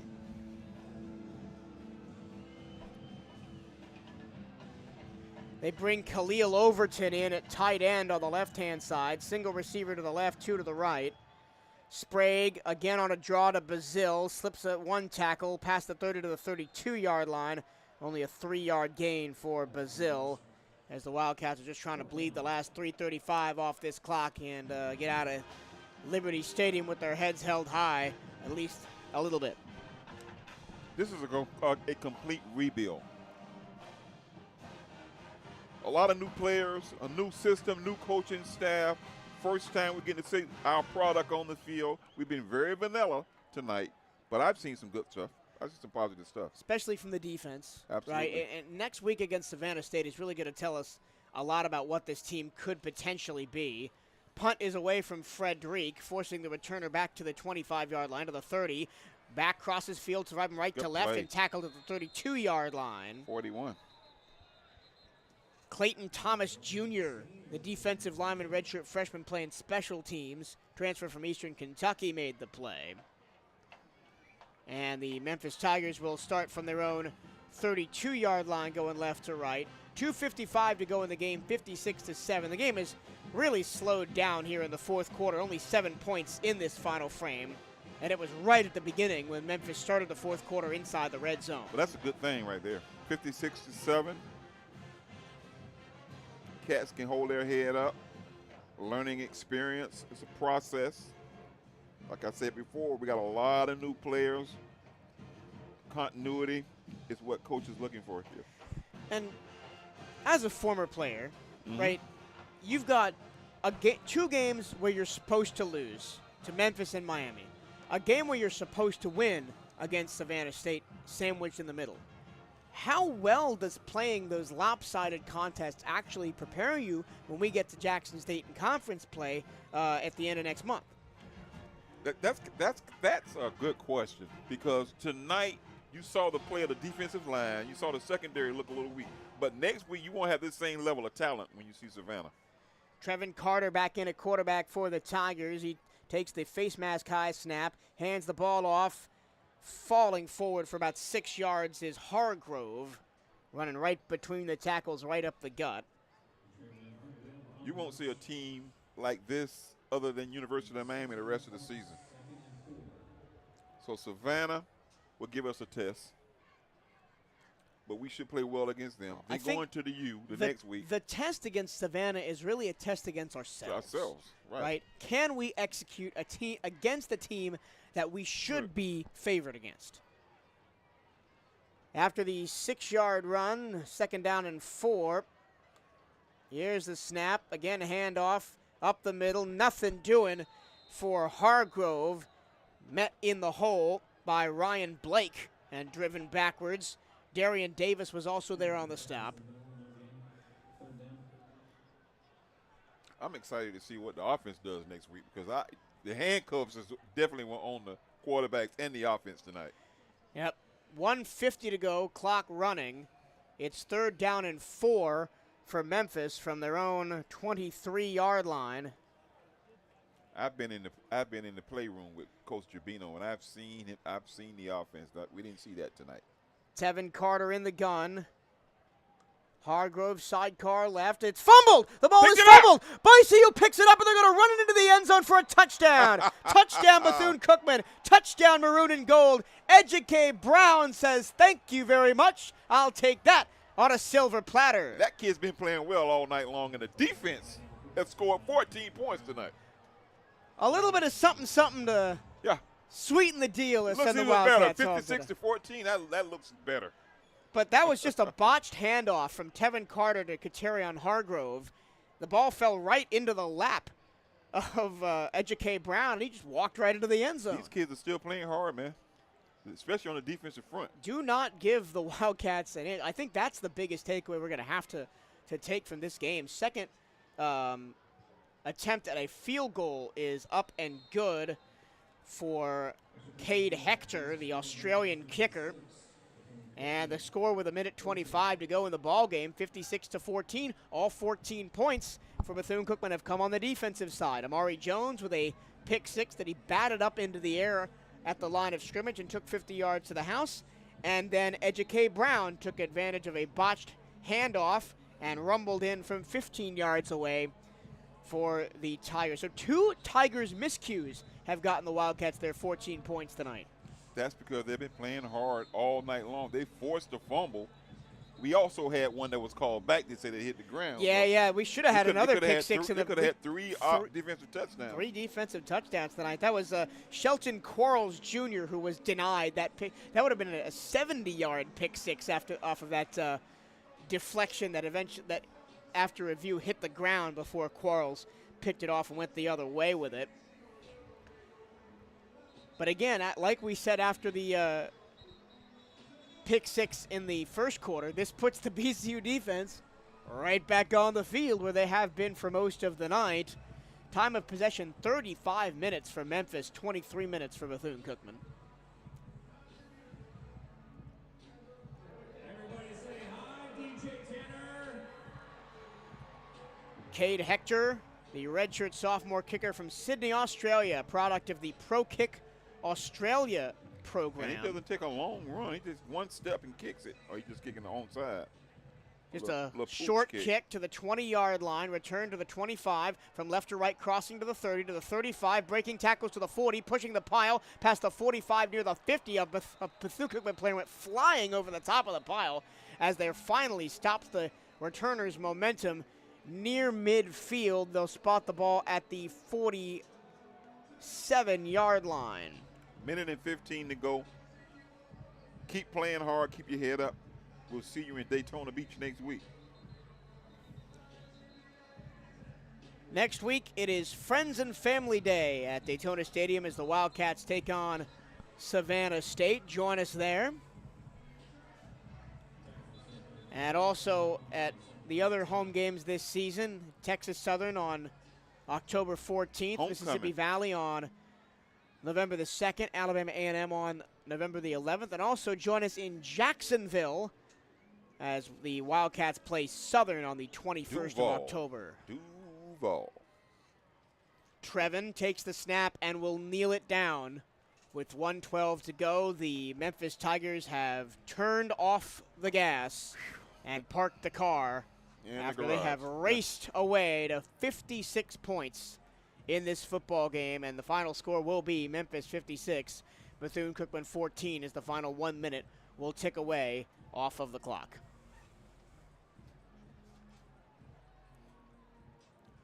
One more step to Trevin Carter, top 20 player in his high school class in Tennessee. Gets to see the field for the first time as a collegiate athlete tonight against this Bethune-Cookman team. He kneels it down, and that will do it with 29 seconds left and 40 seconds on the play clock. Most of the 10,000 plus fans have already made their way to the exits here at Simmons Bank Liberty Stadium. The rest of the blue and gray clad faithful make their way to the exits now. The band away to our right will get set to play the alma mater as they did at the beginning of the game. It's just great to be back in the atmosphere of college football. The band, the fans, the pageantry. There is nothing like this in the world of sports. As the fireworks go off, the clock hits 000, and we have a final score from Memphis, Tennessee. The Memphis Tigers 56, the Bethune-Cookman Wildcats 14, as the teams will come to midfield and shake hands. The Memphis band playing Go Tigers Go, the Tigers fight song to play us out. Daryl, obviously a result that was maybe expected. What did you see tonight that the Wildcats can take away for next week and beyond? I saw heart, for one thing. I saw heart. I saw the defense play tough. Even though they gave up 56 points, they also put up 14 points. On the offensive side, there's some work to be done there. Continuity between the quarterbacks. You played your third string quarterback tonight. You got a chance to see Sprague in a couple of drives. Look promising. This is a new rebuild. This is a rebuild. Folks, you got to be patient. The last 6 months have been a turmoil in the BCU football program. This is a rebuild. I'm still excited with our roster, the kids that we have here. I saw some things tonight that I like. I saw some kids flying around on defense. I know the offense can play better. I know Coach Gerbino has a lot in store. We were told that they were holding back. We were told they're going to be vanilla. So let's see how we play next week. And it's a continuous process. Folks, don't get down on the kids. This is a rebuild. We got 51 underclassmen on this football team. And 50 players that were not on this team last year that either transferred in or are new freshmen this year. And only been in Daytona for what, 6 months? 6 months? Less than. Yeah. So I think this is going to be an upward trajectory of growth for this football program. We'll see a big increase next week against Savannah State, and then we'll see how it goes from here. Bethune-Cookman falls to the Memphis Tigers 56-14 here at Simmons Bank Liberty Stadium outside of downtown Memphis, Tennessee. The 14 Bethune-Cookman points were both scored on the defensive side. In the first quarter, Amari Jones batted a pass up at the line of scrimmage and then caught it himself and took it 50 yards to the house, including juking the quarterback at the 15-yard line to get into the end zone. And then in the fourth quarter, right at the end of the game, it was a bobbled snap between Trevin Carter as he was trying to hand it off to Catravian Hargrove. The ball fell on the ground right at the 20-yard line, and Ejike Brown picked the ball up and walked untouched into the end zone for the 14 Bethune-Cookman points. You know, everything we do in every practice is graded. Coach grades every practice, every rep, every play is graded. I like to see what Coach says after the game about what grade he gives his team after tonight, because they were looking for certain things in certain players. So let's see what grade they get. Next week we're home. First time we've had a home game this early in the season in a long time. People, come out, support these kids. We'll be home against Savannah State, one of our nemesis from the MEAC, now back in the SIAC. It's always been a great rivalry, even back to the Shannon Sharp days against Savannah State. Look forward to seeing you next week. Couple of stats before we get out of here from the visiting radio booth here in Memphis. 551 total yards for the Memphis Tigers, 91 for BCU. 343 through the air for Memphis, 39 for BCU. 52 yards on the ground for the Wildcats, 208 for the Tigers. The Wildcats were penalized 7 times for 50 yards. The Memphis Tigers were penalized 5 times for 55 yards.